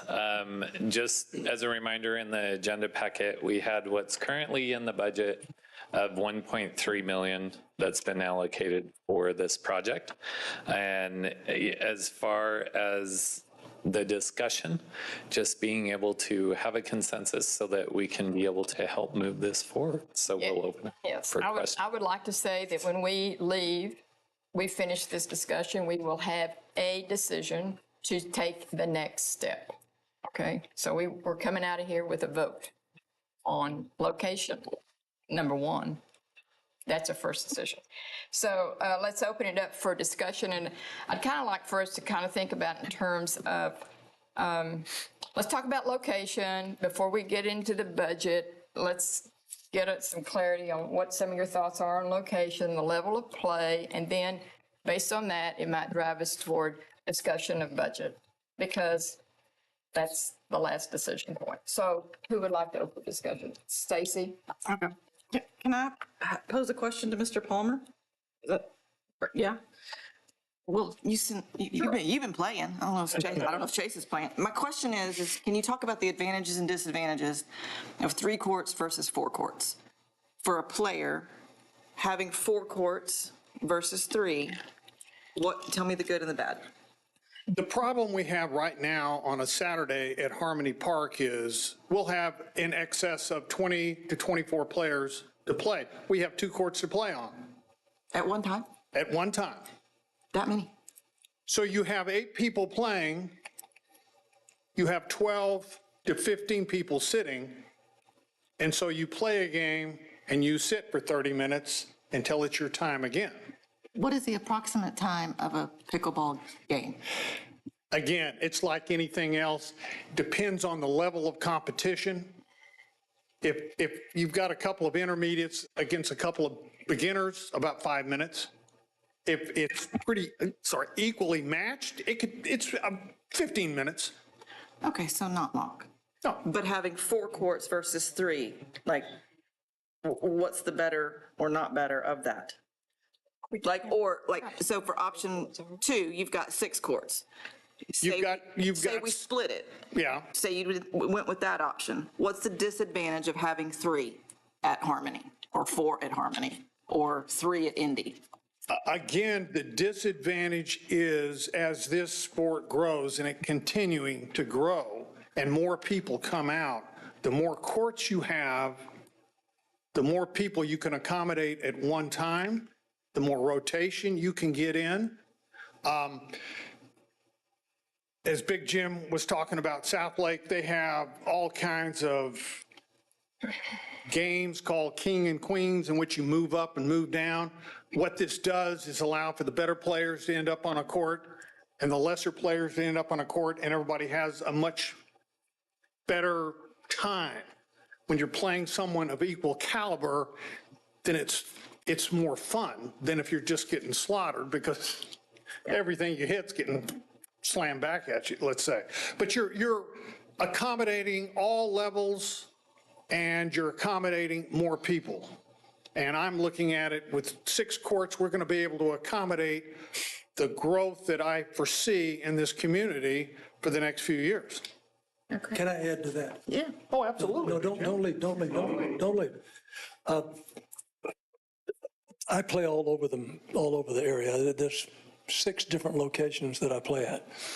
If you're playing in Roanoke, which has 3 courts, they put in play because if you're sitting there for a long time, I promise you're going to go to some other facility. You're just not going to put up with it. In Roanoke, since there's 3 courts, you can have 12 people playing at one time. So what they've done, they've said, if you've got 12 people waiting, which is all 3 courts, plus 1 more, then you cut the games from 11 points to 9 points. And I will tell you, you do it, it's not as much fun. You don't want to do it. People push back on that, but they understand because with 3 courts, you're just limited in play. In South Lake, of course, they've got 9 courts, and there's never a 9-point game. Every game goes to 11 points. And I would just tell you, you'll have a lot more satisfaction in play if you're not going to force people into 9-point games. Will we be driving people from other communities to come here if we have more courts? Sure. Absolutely. No question about it. I'm here. I go to South Lake. Now I pay to go there, but absolutely. When you put up professional courts, really nice courts, you're going to have people come and show up on it, particularly if they're not controlled. If they're just sitting there open, yes, you will have people from other towns coming to play. And ours will not be. So the traffic could be an issue if that poses. Not so much traffic, just parking. Parking. Yeah, traffic is not an issue, but you got to have a place to put your car. Steve, you have a comment? I do. I have a question I'd like to direct at the committee, and it's probably Jen and Dana. So in watching the meeting that you referenced, Dana, a couple weeks ago, it started off, and Bob Ferguson was one of the subcommittee members doing the pitch, right? I think, Dana, you were on vacation. And Bob went into quite a bit of detail at the beginning, talking about the subcommittee's recommendation of Harmony Park. And that discussion went on for a while and talked about why that was the case. And as the meeting progressed, there was some discussion, Jen's point is right, about other options. And then there was the vote, and it kind of switched around from the subcommittee recommendation to ended up with what Jen talked about. So I guess I'm interested in the process of the subcommittee going into the, leading up to and then going into the meeting, and then kind of how it switched in the meeting. Yeah, so when we were talking around the subcommittee and figuring out pluses and minuses and pros and cons, it seemed like there, to Megan's point earlier, there was a big taking public feedback into consideration. There was a big push towards Harmony Park, and really, focusing to the 6 courts in Harmony Park. I think one thing to consider, Stacy, to your question about considering all the different angles and options was, with Harmony Park in the fall, you're going to have a lot of soccer tournaments going on, soccer games. Parking is going to be an issue. And so I think the thought process was if, the subcommittee's recommendation was for option 1 for option 3. And if everyone is willing to consider all the variables around parking and busy Saturdays and everything else, we thought as a subcommittee, based on budget, based on feedback, just looking at, and really to Chase's point with not having to deal with grading and moving with option 1, we thought there would be less disruption with option 3 as well. So those are just some of the talking points to lead to our initial recommendation. But then when the conversation started at the park board meeting, the thought process was leaning a little bit more towards option 1 because of splitting on both sides of town. So. Thank you very much. Are there comments? Others? Dennis? Dennis can go. Yeah. Scott, Jim? In here, if you look at option 1, you have Harmony Park with splitting the 4 courts apart. Is there any disadvantages or any advantages to doing it that way? Or any reason to say, to even talk about it? It's still being. You understand what I mean, Scott? You got two courts off to the side and 2 courts. Come up to the microphone, please. You're going to segregate players. Those courts are far enough apart. You're going to have a group at one and a group at other. They're not going to mix in between. If you have 6 together, then you've got a crowd, and you can set up games any way you want. The park board can come up and say, this is how we're going to play the game. On Tuesdays, beginners have priority, and then intermediates, and so on and so forth. But everybody's together. When you've got them split up, it's almost like you've got 2 groups, and you're going to have, well, I'm an intermediate. And others are going to go, well, no, you're not. But you're just going to cause segregation. And all right, so that's a disadvantage. I think so. Okay, thank you. Jim, do you have a comment? Oh.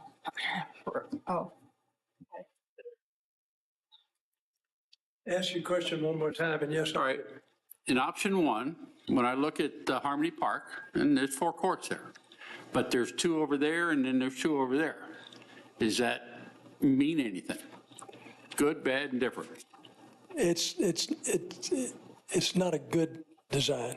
When you've got them separated like that, well, I say it's not a good design. It depends upon how you lay them out. Because like he's pointing out, if you've got a couple of the courts that are designated as intermediate advanced play, and 2 other courts that are dedicated as beginner intermediate play, then the people will gravitate, towards those courts, because you'll move towards the better courts. So with that in mind, yeah. Now again, these are not going to be supervised courts, so it's going to be, you're going to kind of hope that people go. So you're going to need some proper signage, to direct people there. Otherwise, you will. Listen, South Lake controls that thing like crazy. I played today with 2 beginners. It wasn't fun for them. It wasn't fun for me. They showed up on an advanced court. They should have had no business being there, but it just happens. Thank you. Rylan, you had something to say? Yeah, a handful of things. First, for Chase. So our agenda item tonight, action we're going to take is to direct staff to initiate the construction design phase. Correct. Based on a selected location. Yep. So these three options already have a dollar amount associated with them. However, my question is, in the process of that design phase, I assume there will be something that comes back to council where we approve the final with whatever the final dollar amount is and any details around that? Correct. Right. Yeah. Okay. So part of this process is we've got to now go into the design documents and the construction document phase, because that's what contractors, when it goes out to bid, actually puts that fine dollar amount to. And so once that goes out to bid for the general contractor to come back and say, this is what we can actually build it for, we'll be coming back to council with that to actually approve that contract to start breaking ground. Okay. And so that's one checkpoint as well. And just as we're kind of talking about the layout, just to give a little more context of why on option 1, the 2 and 2 are there, is that the tennis fencing, because of the amount of play and players that we have, that the current pickleball courts on the tennis courts, we're not taking those away. The fencing for the tennis areas will be modified to not be the 10-foot fencing that is currently there, but then allows to bring those tennis courts into close proximity of the pickleball courts as well. So say we wanted to hold just an open event that's just pickleball only, we would be utilizing all 6 courts there. And that's a little bit more information on just kind of the design layout of why it was looking at that area. Was also one of our main priorities that we heard was that proximity, that closeness to everybody. And that's one thing that we're looking at there.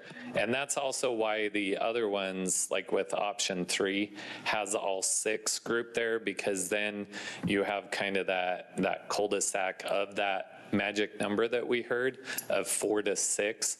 We wanted to make sure that we had different options to meet what we heard from the public of being that magic number of 4 to 6 courts. Okay, so one of the reasons I asked that question was the design we see here, that's going to go into more refinement, I assume, right? Correct. These are concepts. Yep. Right, these are just concepts. And so as part of this is when we direct staff, will Parks Board get another cut at what the design looks like? Okay, all right, cool. Well, Just wanted to, yeah, and we'll like in terms of just details. and- Yeah, there'll be small details, such as if those bids come back higher, we'll have some value engineering is a term that you commonly hear that looks at, different ways of doing things to help bring down the cost, because we know that we have limitations that we need to work in.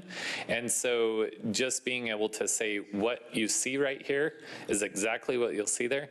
It all is dependent on the general contractors. Yeah, and ultimately, if the council would like us to bring back the final design before it goes out to bid, we can absolutely do that. We plan on working with the Parks and Rec Board on that part, and then we can bring it back to you before it goes to bid on that, if you'd like to kind of take a one last review of it. I mean, obviously, it will be more deeply thought through during that process. But I would just want to say if option 3 ends up being chosen, Dana, let's see if we can get where kids can shoot the corner 3 on those. Because the corner 3 is the most, it is important in today's game, right? Okay, so now that's neither here nor there. That's kind of the side stuff. So in terms of what we're really talking about tonight, first of all, this is the first time with this council I've gotten a chance to talk about pickleball. Appreciate everyone's patience. Sounds like this has been a long time coming. I went back and while we were all talking, I did a little searching.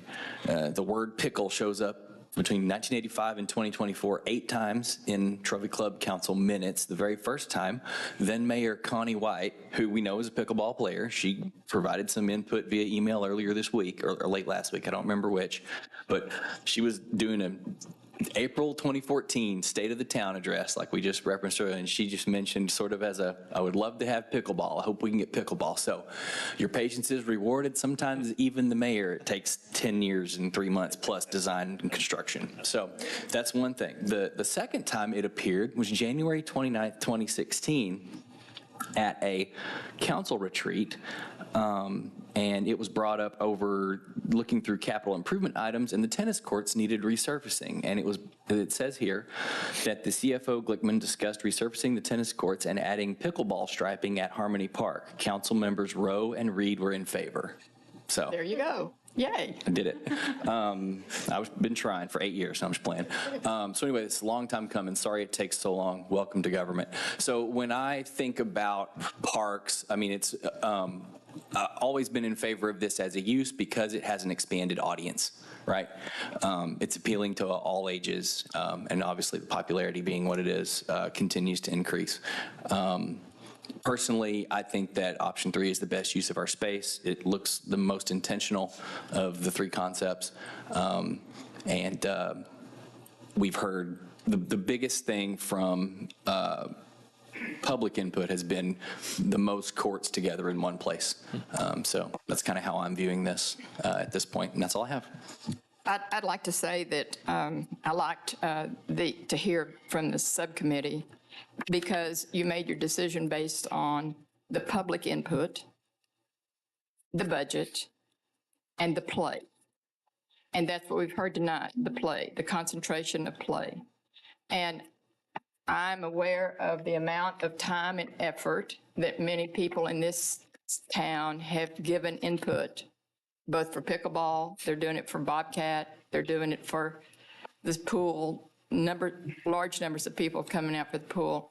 And it seems to me like that we're going to the public to ask for input, and it's important that we honor that input. And in particular, for the Harmony Park, it was overwhelmingly, even though it was 86, I think 86, 76 respondents, and I have 61% voted for Harmony. Something like that. So my point being, I support the Harmony Park for the voice of the people and the budget. And also, I love the play environment because you do want a concentration of opportunity for people to come in and play pickleball. It's a fun, social, learning experience, and you get better because there are players there who can help develop B players and C players, but at the same time, A players want to play with A players too. It's no different than tennis or anything else. So I really like option 3 because of the people's voice and the budget. One more thing I mentioned, I thought of recently. If pickleball continues to explode in terms of the number of people playing, I mean, just the overall popularity, we don't know, but Jim can speak to and has about how it's grown. If you choose option 1, you're kind of landlocked at that point in both locations, I think, unless you want to completely redesign something. You've got 4 and 4, right? So let's say 5 years from now, this thing really explodes and you want to expand further. That kind of limits you.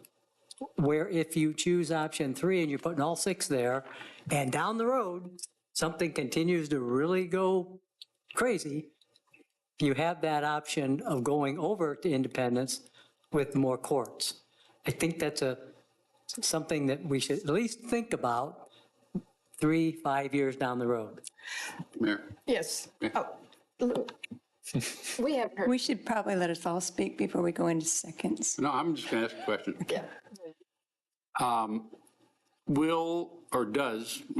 Does Independence Park tennis courts are they striped for pickleball? Yes, all of our tennis courts currently are striped for pickleball. And therefore they would remain striped? Correct. Okay, thank you. I was a question. Lou Ann, haven't heard from you all night. Go for it. Well, thank you for all the work you've done. And I want to speak, I'm torn because I'm budget conservative.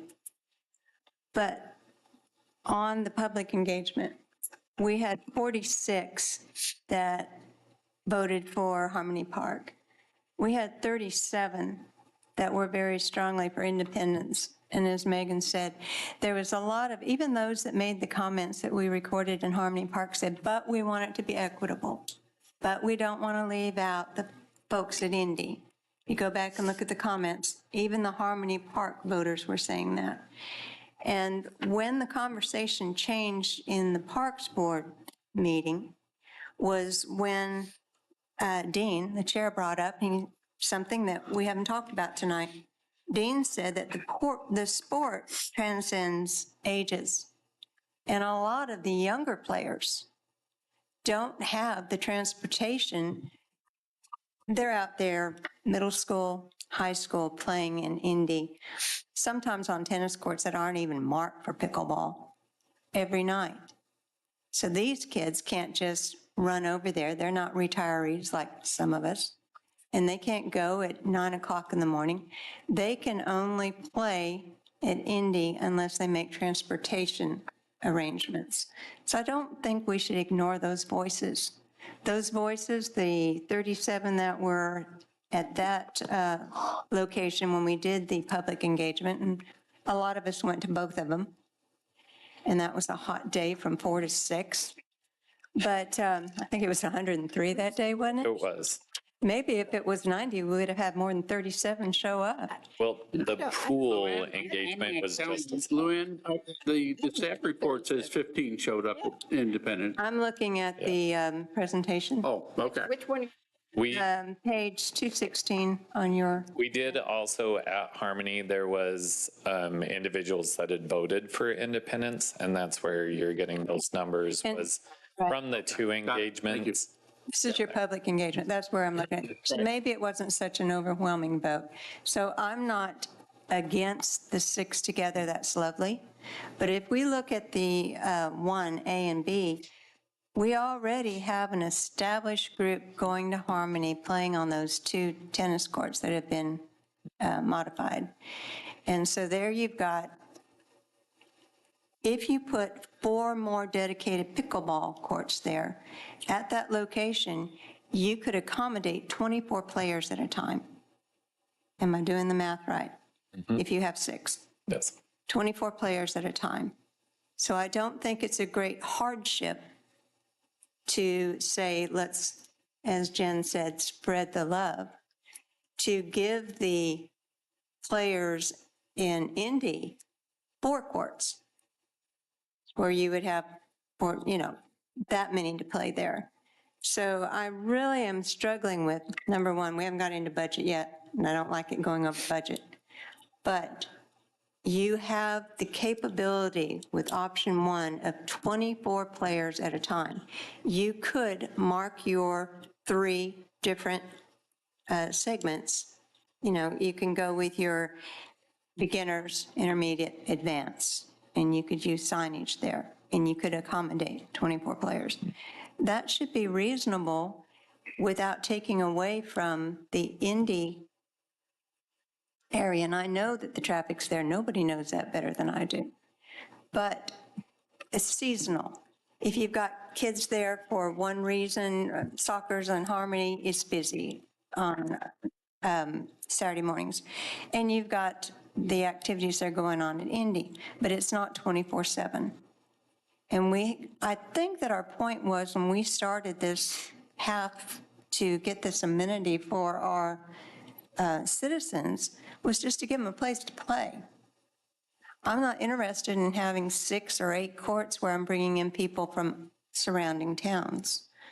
I'm interested in spreading the love, giving amenities on both sides of town. This isn't an east-west thing. This is where our population is, and it's not just retirees playing.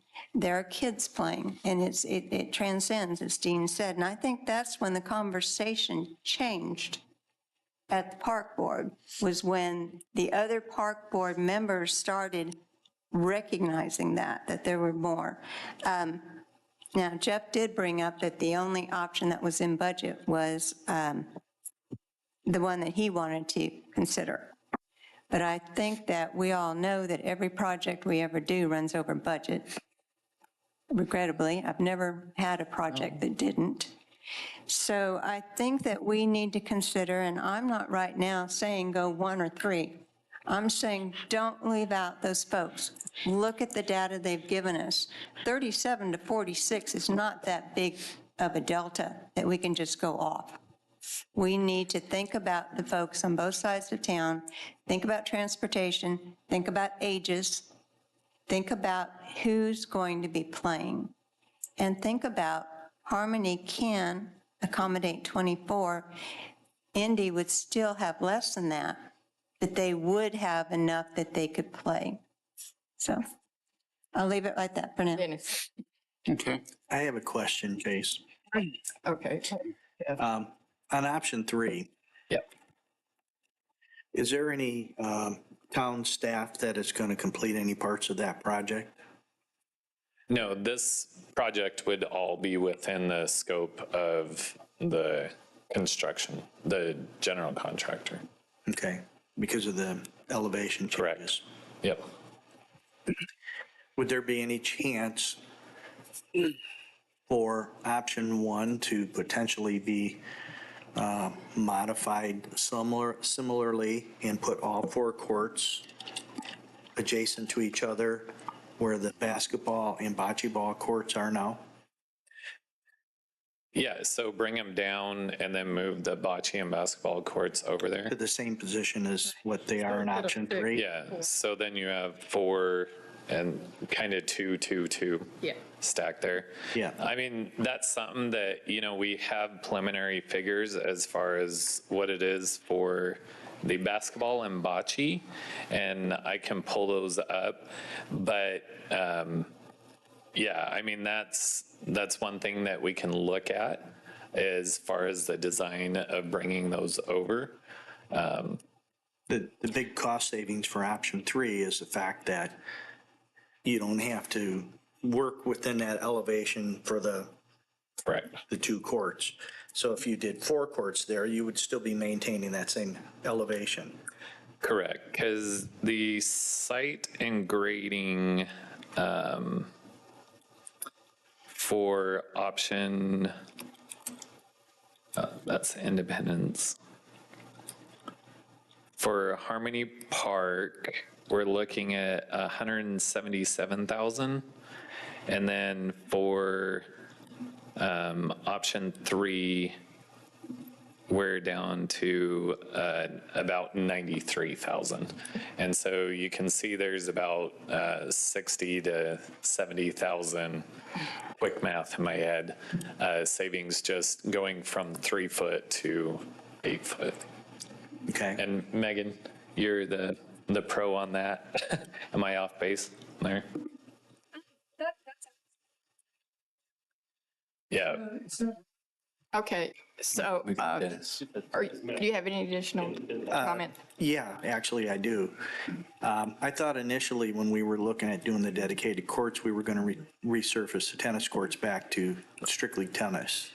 So that was an option that was talked about, but as we talked with individuals at the engagements, I think with the amount of tennis players that we have on those courts versus pickleball, I think leaving the option for having those striped allows us to be able to do more town type events with those by having those accessible. And I'm still waiting on the new stanchions of being able to make those nets adjustable so that then with the tennis, we can bring those down to pickleball height, which will be a benefit there, because one thing as we talk about equity across the sports is also being very conscious that we're not taking away one sport and replacing it with another, but being able to have a space available for all of those. And that was one big thing, that if you go over in the evenings and look at the basketball courts, I mean, we put up that fence there to have the ball stop rolling down into the soccer fields years ago because there's so much play there. And so that's one thing where we were very conscious about going through this, is how can we make sure, looking at our numbers, that we're not taking away play to replace. And that's one thing why I would caution against, taking away those pickleball lines on the tennis courts. Okay, so if we're going to leave the pickleball courts, if we made a modification to 1A, which is the Harmony area, to put 4 courts adjacent to the tennis courts, and then move the basketball and bocce ball to the area shown on 3, we conceivably could have 6 courts in play in both locations and make it available to even more people. Plus, we have the added benefit of having the bocce ball courts refreshed and the basketball court refreshed. I would see that as a very, very big win-win. Yep. Based on budget. Either, because you're going to option 1 and your budget is immediately increasing. And then if you begin to do some additional changes to it, it's going to probably increase some more. One thing we'd need to look at with option 1 is giving them time to be able to look at what that would be. And again, then we're going back, yes. It would take a little bit to get those figures, but it's not. I have a question, and that is, we do have people in here who do play pickleball currently, and we were talking about the children playing pickleball. When your experience out in the pickleball courts, how much play are you seeing of young people on the pickleball courts? I mean, I've been on Harmony Park. I've been at the pickleballs. I've seen them, and I've not really seen a bunch of kids playing pickleball.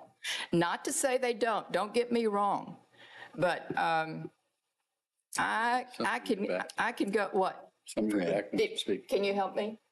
Primarily, people I see on the weekends, teenagers. Okay, and they're playing where? Okay, so my other point is, I remember way back in 2010, to your point, the Trophy Club had just installed a very large splash pad. And you know what we wanted in Harmony Park? A splash pad.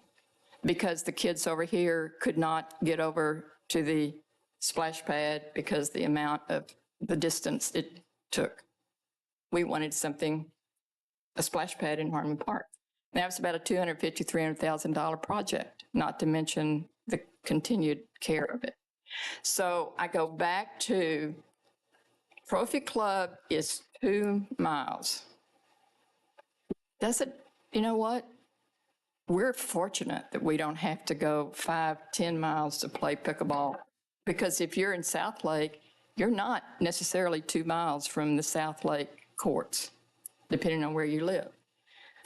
I just think that we need to step back, look at our budget, look at the best place in terms of concentration of play, allowing a lot of play for those who are playing pickleball on a daily basis. And in addition to that, you have lighting at Harmony Park, you have trees at Harmony Park, you have a well-kept restroom at Harmony Park, Walk Harmony Park, you have a place for the children to play at Harmony Park, you have good parking at Harmony Park, and during the school year that you're going to be conflicting with the baseball and so forth. So that's some of my position on Harmony Park, and that's where I stand, because I'm thinking we cannot accommodate everybody by putting a park behind in their neighborhoods. We've got a neighborhood, 2 miles. It's a pretty nice neighborhood. Okay. Quick correction, because I used to run it. Well, I know. From Harmony Park to Abbey Moore is about 6 miles. Is it really? It really is. And that's exact. Okay. Well, 6.1. 4 square. And of course, now we are talking 20, close to 30 years before I used to run that stuff. Question for the professionals. Option 1 in Harmony Park split the courts. And this was done by a professional designer who's supposed to know everything. And what Jeff was bringing up is why not put them all together? Is there a reason for splitting them out? This was discussed by us and town staff. This was a collaborative effort. Our original thought, like Chase was alluding to, was to keep bocce and basketball where they are so that we can focus on the pickleball infrastructure and what needs to go in with those courts. And so without moving anything, this is where they So could that's fit, the still be reason in for the split, proximity. is to maintain the, okay, got it, thank you. All right. And Dennis, if I can, just one other thing when we're talking about lighting, that was one of the other considerations, is because the tennis courts currently have lights, and we're currently operating on a system that has two lights facing the tennis courts. And how could we best use, because lighting systems are some of the most expensive part of how could we change those ballasts to have a 4-prong system? And that was also one other consideration of looking, was then you could utilize the tennis court infrastructure light poles to potentially light the pickleball. And those, looking at those cost savings were one of the options that we were talking about as well. Okay, thank you. I appreciate everybody in the public that spoke, whether or not be it Parks Board, whether it be here, or the emails that we've been getting for several months. My second point is that looking at the on-site engagements where 15 people showed up at Independence and 45 showed up at Harmony, the public input at that time, majority, close to 80% of them wanted Harmony Park. That's the other thing that comes into mind. I see this as Trophy Club is not regional.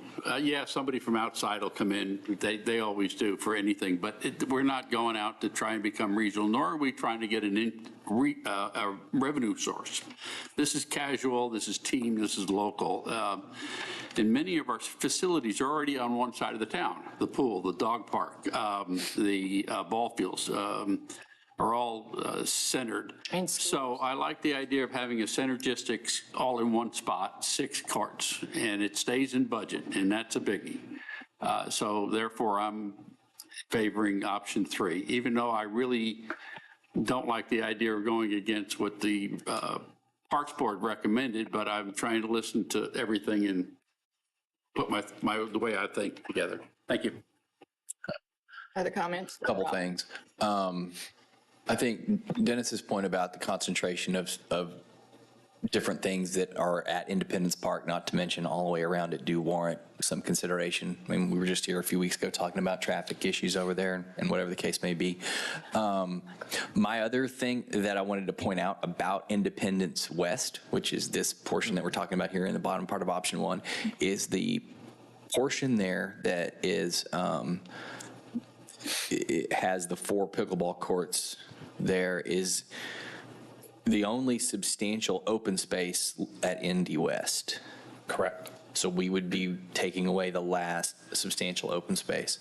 And those are important to the community as well. It's not a part of my routine anymore, but when my girls were in Bobcat cheer, there was always a lot of Bobcat cheer practices going on right there. And you know, everyone who has kids know all field space, whether it's flexible space or specialized or striped or whatever it is, it's all at a premium. So that's just another thing to consider, is obviously there's open space on Indy East, but not this would be it for Indy West. Hearing everything that we've heard so far tonight, again, I reiterate what was said before about the work that staff did on this. The amount of public engagement is massive for Trophy Club. We're, like I said earlier, usually nobody's here, so appreciate everybody coming out and saying their piece. I'm ready to make a motion to direct staff to continue with option 3, if I can get a second. Point of order. Don't we have to close the public hearing? This isn't a public hearing item. Pardon? This isn't public. It's a discussion. This is just an action item. I would like to make another comment before we go to motion. Wait, do I have a second? I thought I had a second. I'll second. Second. Okay. No discussion. Thank you. All right. Well, I appreciate and I can tell you that no matter which selection that's made, everybody wins because this is more than we had envisioned. And I know that we want to be equitable in our discussions, and I think we've had a good debate. But I think that for me, even though I want those teenagers to be able to play it with the option 1, it's about budget. So I'm not switching my position because I'm going to advocate for those that came and that won Indy. But I do think that within the boundaries that we have as budget constraints, the only one that came in under budget is option 3. Okay. Other discussion? Anybody? Steve, you have anything? Nope. Okay, are we ready for a vote? All those in favor of option 3, please raise your hands. Those opposed, raise your hands. Okay, so option 3 passes. You have pickleball courts in Trophy Club. Definitely. Thank you for the work you did. And by the way, Parks, you still have a lot of work to do. So, We have a lot, and we're going to get to work on this, so we'll see you guys soon. thank you very much. Stacy, it's just 8:40. We still have it. Oh, no. I told you. We'll make it. We'll make it. Okay, we need to go to the next Item 11, consider an ordinance of the Town of Trophy Club amending Chapter 2, Animal Control, Article 2.02, Impoundment, Section 2.02.001, generally subsection C, disposition of unclaimed animals, to provide for forfeiture and amending Appendix A fee schedules, Article A1.000, general provisions, Section A1.006, animal control, subsection A, impound fee of the Code of Ordinances. Madam Mayor, prior to entering a discussion on this item, staff is recommending to post this item to the August 26, 2024 meeting to allow for further review of staff. Is there any objection? No objection here. Okay, thank So you. you would need a motion to postpone. Do we need a motion? I'll make a motion that I'll make a motion that we defer item 11 to the August 6th. August 26th, sorry.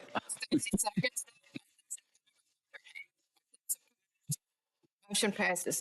Thank Thank you. you. Mayor, I didn't say this, but I cannot believe the room cleared out and the rest of the items. Nobody likes this, Steve. What? I mean, really? I mean, we have important things to discuss here. Really? We got staff. We got staff. Maybe we're leaving one of those. Still, Item 12. for a second. Item 12, consider adding Veterans Day to the list of town recognized holidays for a total of 12 town holidays. Good evening, Mayor and Council. Before you tonight is a request to increase the town observed holidays from 11 to 12, adding Veterans Day to the calendar. As detailed in the report, other agencies typically offer an average of 12 holidays per year, and by adopting this change, we can enhance and ensure we are offering a competitive and well-rounded employment benefit package for our employees. With that, I'm here to answer any questions. Any questions? I'm ready Okay, to make a motion. make a motion, Steve. I move that we approve the 12th holiday as outlined by Denise. I'll second. Okay, all those in favor, discussion. All those in favor, raise your hand. All those opposed, motion passes. Thank you. Item 13, Discuss potential membership changes to the Parks and Recreation Board, Zoning Board of Adjustment, Building Standards Commission, and Tax Increment Reinvestment Zone Board. All right, this is my item here. Hold on one second while I just catch up a little bit to the meeting. come on, what? You're moving too fast. We're working. Page 244 in the Yeah, agenda exactly. packet. My computer's not as fast as you guys are. All right, very good. The town council has a appointment committee that is working right now diligently to be able to replace several vacancies that are on various boards and commissions throughout the town. During those discussions, staff has been discussing, how can we help make this process maybe a little bit more efficient? Maybe, we have a lot of boards and commissions and a lot of volunteers that we need to serve on boards and commissions, and it's not always as easy to get all the volunteers in place that we needed for that. And so we kind of put our heads together and are coming forward with 3 recommendations for the town council to consider. Now, I'll mention that there's no action item on tonight's agenda. This isn't for the purposes of you deciding that, yes, you're doing this, or no, you're not doing that for sure.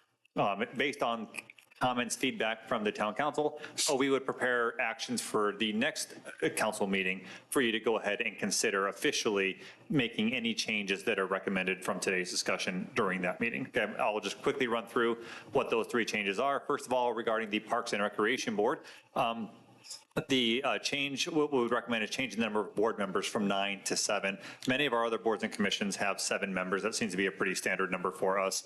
It also is a little bit easier from purposes of trying to get a quorum with the number of people that you have, and also making sure that the members who are on that board are able to be engaged during the discussions in a meaningful and productive way for that. So there would be moving the number of Parks and Rec board members from 9 to 7. We also took a look at the Zoning Board of Adjustment as well as the Building Standards Commission. That is an opportunity for us. Those are 2 boards that already have overlapping memberships. There are, I think 2 or 3 at least members who are on both of those boards. It would be a little bit easier for us to just have one group who is on both boards. So essentially that change would be having the membership of the Building Standards Commission be identified as those members who sit on the Zoning Board of Adjustment on it. And so then those members, if you needed either one of them to meet, that board would just meet as either the Zoning Board of Adjustment or it would meet as the Building Standards Commission for that. They are very similar in their functions. They review, appeals. They review processes of how it is that we have our zoning things as well as our building standards for various building codes throughout the town. So that would be recommendation number 2, right, that the Building Standards Commission be the same membership as the Zoning Board of Adjustment. And what we would do is be able to eliminate a couple of the members who are on one but not both of that process and align them both to being one membership. Brand, yes, please. those are both state mandated boards, right? State mandated meaning? Well, it's a requirement for us to have. That you have them? Yes. You don't have to have the Building Standards Commission. State law says that you may appoint a Building Standards Commission and then outlines the guidelines for that board. Yeah, BSC was established on a legal recommendation, and I want to say 2016, because if you have a condemnation hearing, you don't want your elected officials having to vote on it. Yeah. Whoa, that's very good, Riley. He is an encyclopedia. If we have any other questions, we'll direct them to. Yeah, I'm here for the night. All right, the third item that we have on the for consideration this evening is regarding the Tax Increment Reinvestment Zone Board that we have here in the town. The state law does allow for the town council to be the membership of the TIRZ, Tax Increment Reinvestment Zone, TIRZ is what it's called, board for the town.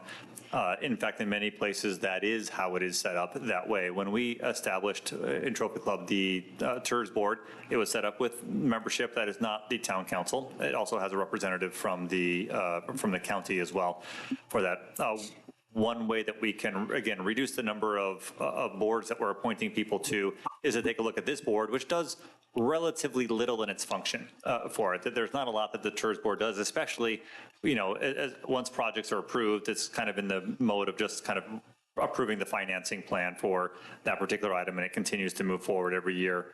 For that, you have to meet kind of one time just to meet the statutory requirements of the TERS board. We would recommend that the town council itself be appointed as the TERS board. Now, I will point out that as we talked about this originally as staff, we, talk about the idea, and then we quickly realize, well, in the town charter, it has a provision in there that says that the town council will not sit on any boards or commissions. And so we kind of put aside the idea for a little bit, and then we were talking with Dean, our town attorney, a little about that, and said, is there anything that we can do about that part of it? And he reviewed and said, because our law is in conflict with state law on that, because the charter is in conflict with state law, which explicitly says the town council may sit as the TERS board, said you're actually in a point where that particular charter is not relevant to the TERS board and the membership of the TERS board for it. And so at least, on its first revision of it said, go ahead and, you can go ahead and continue to recommend that if you'd like for the town council to be able to move forward. So we realize that part is in the town charter for it. We, on that one, as still though, our recommendation is for the function of efficiency of the boards and commissions and trying to not have people on boards that really don't have a kind of a purpose, right, that they kind of tie into for it, that it's easier for the town council just to go ahead and fulfill that role as the TERS board on that decision. So those are the three recommendations that we have for those boards. Again, Parks and Rec board going from 9 to 7, having the Building Standards Commission be the same membership as the zoning board of adjustment, and then having the town council serve as the members of the of the tax increment reinvestment zone, the TERS board for that. And I'll open that up for any discussion, feedback for that, and get your perspective on if you'd like to see those items in actual form. Yeah. Could we dispatch with this if we made a motion? You sure could. Or would you need to bring back some modified? This item is Yeah. for discussion only. We'll bring back the item. You need to for bring back some modified establishing ordinance. Yeah. Nice try. We just didn't want to put in This work was without. just a presentation. Correct, yeah. So essentially, how about let's do it like this. If you have any concerns with any of these three recommendations, I think it would be appropriate for us to hear those concerns now. Yes.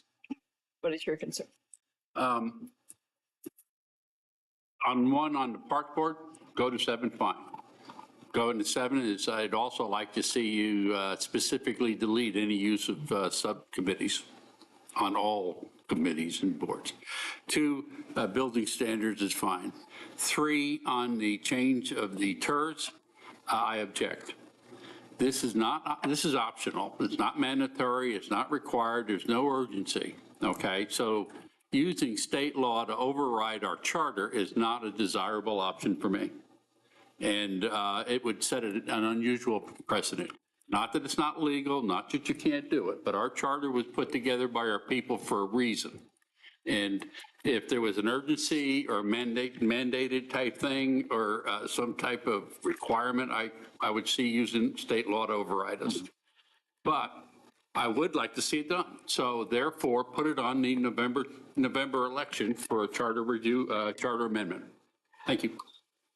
I have a lot to add to that. That's perfect into what I was going to say. Now, unfortunately, I would have let you speak first. No, man, no, it's perfect. I'm glad you said that. Unfortunately, the names of our boards are not as easy to search for in meetings as the word pickle. So I don't have a date or a time, but I already did number 1 and number 2 in previous lives. So I 100% support it. With number 2, we did not change the ordinances. We just changed the appointment process and just said, if you apply for one, you apply for both. So another one we did that on, this was around 2015-ish timeframe, a lot of tweaks to the way boards operated to try and make it efficient, like what Brandon's describing. Another thing was the TERS board. It was awkward. It's very awkward to have people come in and want to be a part of something in the community, and then you're like, well, maybe, what are you going to do? And one of my goals was to try and eliminate that. And what we did at that time, which might help Dennis's concern potentially, if it's an option or not, was we co-sat that board with the EDC. Maybe that's good, maybe that's bad. It's up for discussion. I'm saying that's how we worked around it without having to do the end around on the charter. However, I'll support you for the charter amendment just because I like placing charter amendments, take the temperature of the people. And So so- either and way. people don't But know that's not, we're not agendaed to talk about potential charter amendment, but in August, we can talk about it. Or wait, it is August. We would need to. Yeah, we would need to do it now. Yeah, we Okay, never mind. That's a to-do now. Yeah, well, the no, other it's a thing- presidential, we don't do charter amendments on presidential cycles. They could put it on the May ballot. This is not a Yeah, year. yeah. This board doesn't even sit for another year. February. Excuse me, several months. They're not going to sit for another several months. So Sorry. overall, though, I love the way you guys are thinking. I mean, you want to streamline operations and make things for the volunteers make sense when they come in and do stuff, you know, so yeah, we'll talk about it in February or January. You know what? How important is it that we do anything with the TERS board? There is zero urgency with any of these items. Got it. All right. There's an opportunity, I'll just mention, there's an opportunity right now. Or two of them. Because, for all of them, because we're in the process of appointing members to each of those. That's correct. Yeah. That does not create the necessity to do it, right? There's just an opportunity to make a change before we appoint individuals to these seats on it. And so that's why right now, at least the purpose of the conversation at this point is to see, does this need to change the direction of the appointment committee for recommendations to the council for that part of it? It sounds like, from what I'm hearing, there's no opposition to one or two unless somebody changes their mind. Three is a little bit wishy-washy. Right. How you... If I would just like to add that if you don't appoint any members to your TERS board, the current members, there is a holdover provision. So we could bring back a recommendation for either the council being the members or the EDC board members, or not do any action until further advice. That's good. So we will not appoint new. That'll be for the appointments committee to make, you have a holdover provision, so they had to have a meeting. Yeah. But go ahead and take action on the, or bring forward items. Yeah, I'm seeing everyone's generally okay with 1 and 2. Yes. Number 3, we will figure something else out. Number 1 and 2. No, that sounds pretty good, Brandon. Where'd you come up with that idea? There we go, exactly, yeah. You came I'm up just with that. summarizing what I'm hearing. I know. I'm just happy to hear some of my board operation streamlining ideas vindicated. They were publicly mischaracterized. Pretty good. It ain't bad. Meatloaf would say 2 out of 3 ain't bad. Yeah. Just saying. we are really working for it. Okay, next item, please. Item 14, consider accepting the submission of the notice of a no new revenue tax rate of 0.395728 per 100 taxable valuation and a voter approval tax rate of 0.415469 per 100 taxable valuations for the fiscal year beginning October 1, 2024 and ending September 30th, 2025. Setting a not-to-exceed ad valorem tax rate of 0.415469 per 100 taxable valuation, equal to the voter approval tax rate, for the fiscal year beginning October 1, 2024, and ending September 30th, 2025, and setting a tax rate public hearing for Monday, September 9th, 2024, at 7 p.m. Madam Mayor, following the discussion and motion at the end of this item, I will roll call vote for this item. Thank you. April? Good evening, Mayor and Council. I do have a presentation. Or that one. Yeah. There we go. Thank you. This evening, we are here to present the proposed not-to-exceed ad valorem tax rate for fiscal year 2025 and to schedule a public hearing for Monday, September 9th at 7 p.m. As discussed during our budget workshop earlier tonight, the property tax rate is composed of 2 primary components: M&O, maintenance and operations, and interest and sinking, also known as the debt rate. Each of these serve a distinct purpose in the budgeting and financial management of local governments. The maintenance and operations rate is primarily used to fund the town's day-to-day operations. This includes essential expenditures such as salaries and wages, utilities, supplies, and the routine upkeep of our facilities. The interest and sinking rate, or the debt rate, is dedicated to repaying debt incurred from issuing bonds and other long-term financial obligations. These funds are typically used for major equipment and vehicle purchases, as well as large-scale capital projects like drainage improvements and road reconstruction. To summarize the key difference between these two components is that M&O covers everyday operational costs, while interest and sinking is focused on long-term capital expenses and debt repayment. It's important to note that the M&O rate is generally capped by law at 3.5%. Next, I'd like to present the proposed not-to-exceed tax rates for fiscal year 2025. There have been some slight adjustments from the original council packet, as the tax assessor collector recently revised the calculation of the unused increment rate, which has impacted the voter approval tax rate. The proposed not-to-exceed tax rate is 0.415469 per 100 valuation, consisting of an M&O rate of 0.316042 and an INS debt rate of 0.099427. With that, I'm happy to take any questions you may have. Any questions? Are they going to change it again? It's been a day, as I like to say. We're hoping, no. Just a quick question, April. Yes, sir. The changes you referenced, they changed the M&O and INS that we're looking at, but it doesn't change the rates that we're setting in this motion, correct? Absolutely. Because these are cumulative rates. Okay. Yes, sir. There a motion? Yeah, I'll make a motion to accept the submission of the notice of a no new revenue tax rate of 0.395728 per 100 taxable valuation and a voter approval tax rate of 0.415469 per $100 taxable valuation for the fiscal year beginning October 1st, 2024 and ending September 30th, 2025.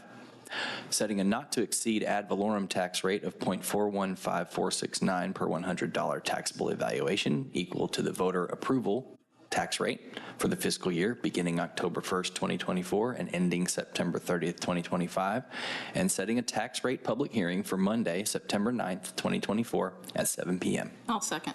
Stacy seconds. Is there any discussion? All those in favor, raise your hand. I'm going to call roll. Oh, I thought you wanted to vote Oh, right. first. You No, told me that's to vote. calling roll is voting. Okay. Yep. Councilmember Bauer? Yes. Councilmember Beach? Yay. Councilmember Mayor Pro Tem Flynn? Yes. Mayor Tiffany? Yes. Councilmember Sheridan? Yes. Councilmember Rowe? Yes. Councilmember Oldham? Yes. All in favor, 0 against. Item 15. Consider authorizing the town manager to negotiate and execute an amended interlocal agreement with the City of Roanoke, Texas for the administration of municipal court services on behalf of the town of Trophy Club.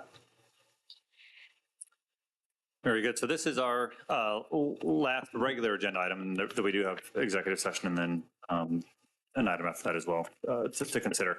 However, this one is related to our interlocal agreement that we have with Roanoke. So they operate our municipal court for us, have for the last couple of years. And that process has gone fairly well for us. And recently in some conversations with the city of Roanoke, they had asked us to reconsider the percentage revenue share that we have with them as we continue to move forward in this agreement. Essentially, right now, we do a 50% revenue share with them. So that means that our court revenues that come in, 50% of that is remitted back to them in return for operating our court system on our behalf. And that's an analysis of this particular situation, right? So the number of court cases that they have compared to the total number of court cases, so the Trophy Club to their total court cases, we're about 30% of their workload. The revenue share is such that the revenue contribution that we put in is only about 24% of the overall revenue for the court. And so as we took a look at that, we thought, okay, there's an opportunity there to adjust that.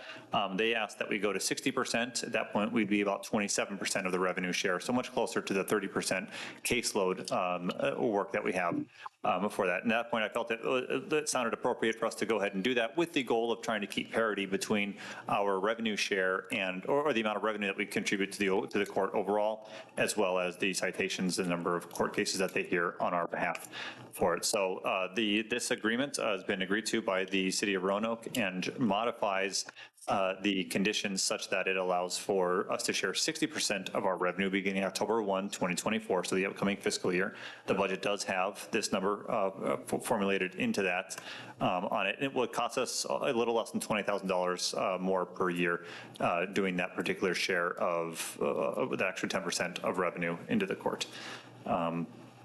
The agreement also contains a provision where if there's a difference of more than 10% between the caseloads and the revenue percentage on that either side has the opportunity to ask the other to open up the agreement and reconsider. Again, there's the idea here that we want to try and keep parity. We don't want to be paying more than our fair share, but I think we also don't want to be paying less than our fair share either. We want both sides to be happy in this agreement for that to happen as we move forward. So if you have any questions about that, certainly go ahead and entertain those now. Any questions? Well, if the police issued less, traffic tickets, we would not have to. There we go. Exactly. I was thinking along those lines, as I am wont to do, and I did ask Brandon, I said, is 30% the right number? And he said, yeah, we're fine. He said, we're good, so. Yeah. They're doing their job. Yeah, they are. Okay, any motion, please? Make a motion to approve. I'll second. Okay, Stacy seconds. All those in favor, raise your hand. All those opposed? Motion passes. You? Executive session pursuant to the following designated section of the Texas Government Code 551. The town council recedes into executive session 551.074 personal matters to deliberate the appointment, employment, evaluation, reassignment, duties, discipline, or dismissal of a public officer employed. 1, town secretary, 2, municipal judge. Okay. Time. Bang the gavel. We will adjourn for an executive session. It is 9:04. What?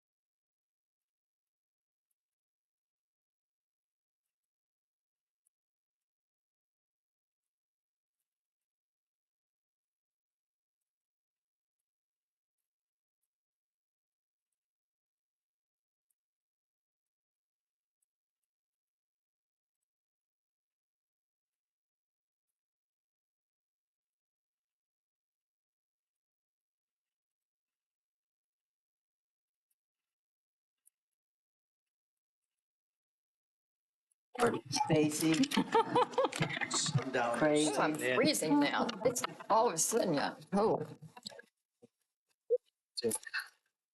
Didn't you like Sally's 6-minute presentation? She's faster that thing. Yeah. So that was really good. That was fantastic. Yeah. I told her, you only give us 8. You only get 6. Okey doke. Y'all about ready? Everybody ready? It's 9:37. I'm going to reconvene from our executive session into a regular session. And we want to consider an ordinance providing for the appointment of a municipal court judge and alternate judges for the town of Trophy Club. Madam Mayor, I move to approve the ordinance of the Town of Trophy Club, Texas, providing the appointment of municipal court judge and alternate judges of the municipal court of record in the Town of Trophy Club. And they are as follows. Presiding Judge Greg Bertrand, alternate Judge Allison Grant, alternate Judge Jeland Chenault, and alternate Judge Warren Bradley. Is there a second? I'll second. We all seconded. Hey, I raised my hand.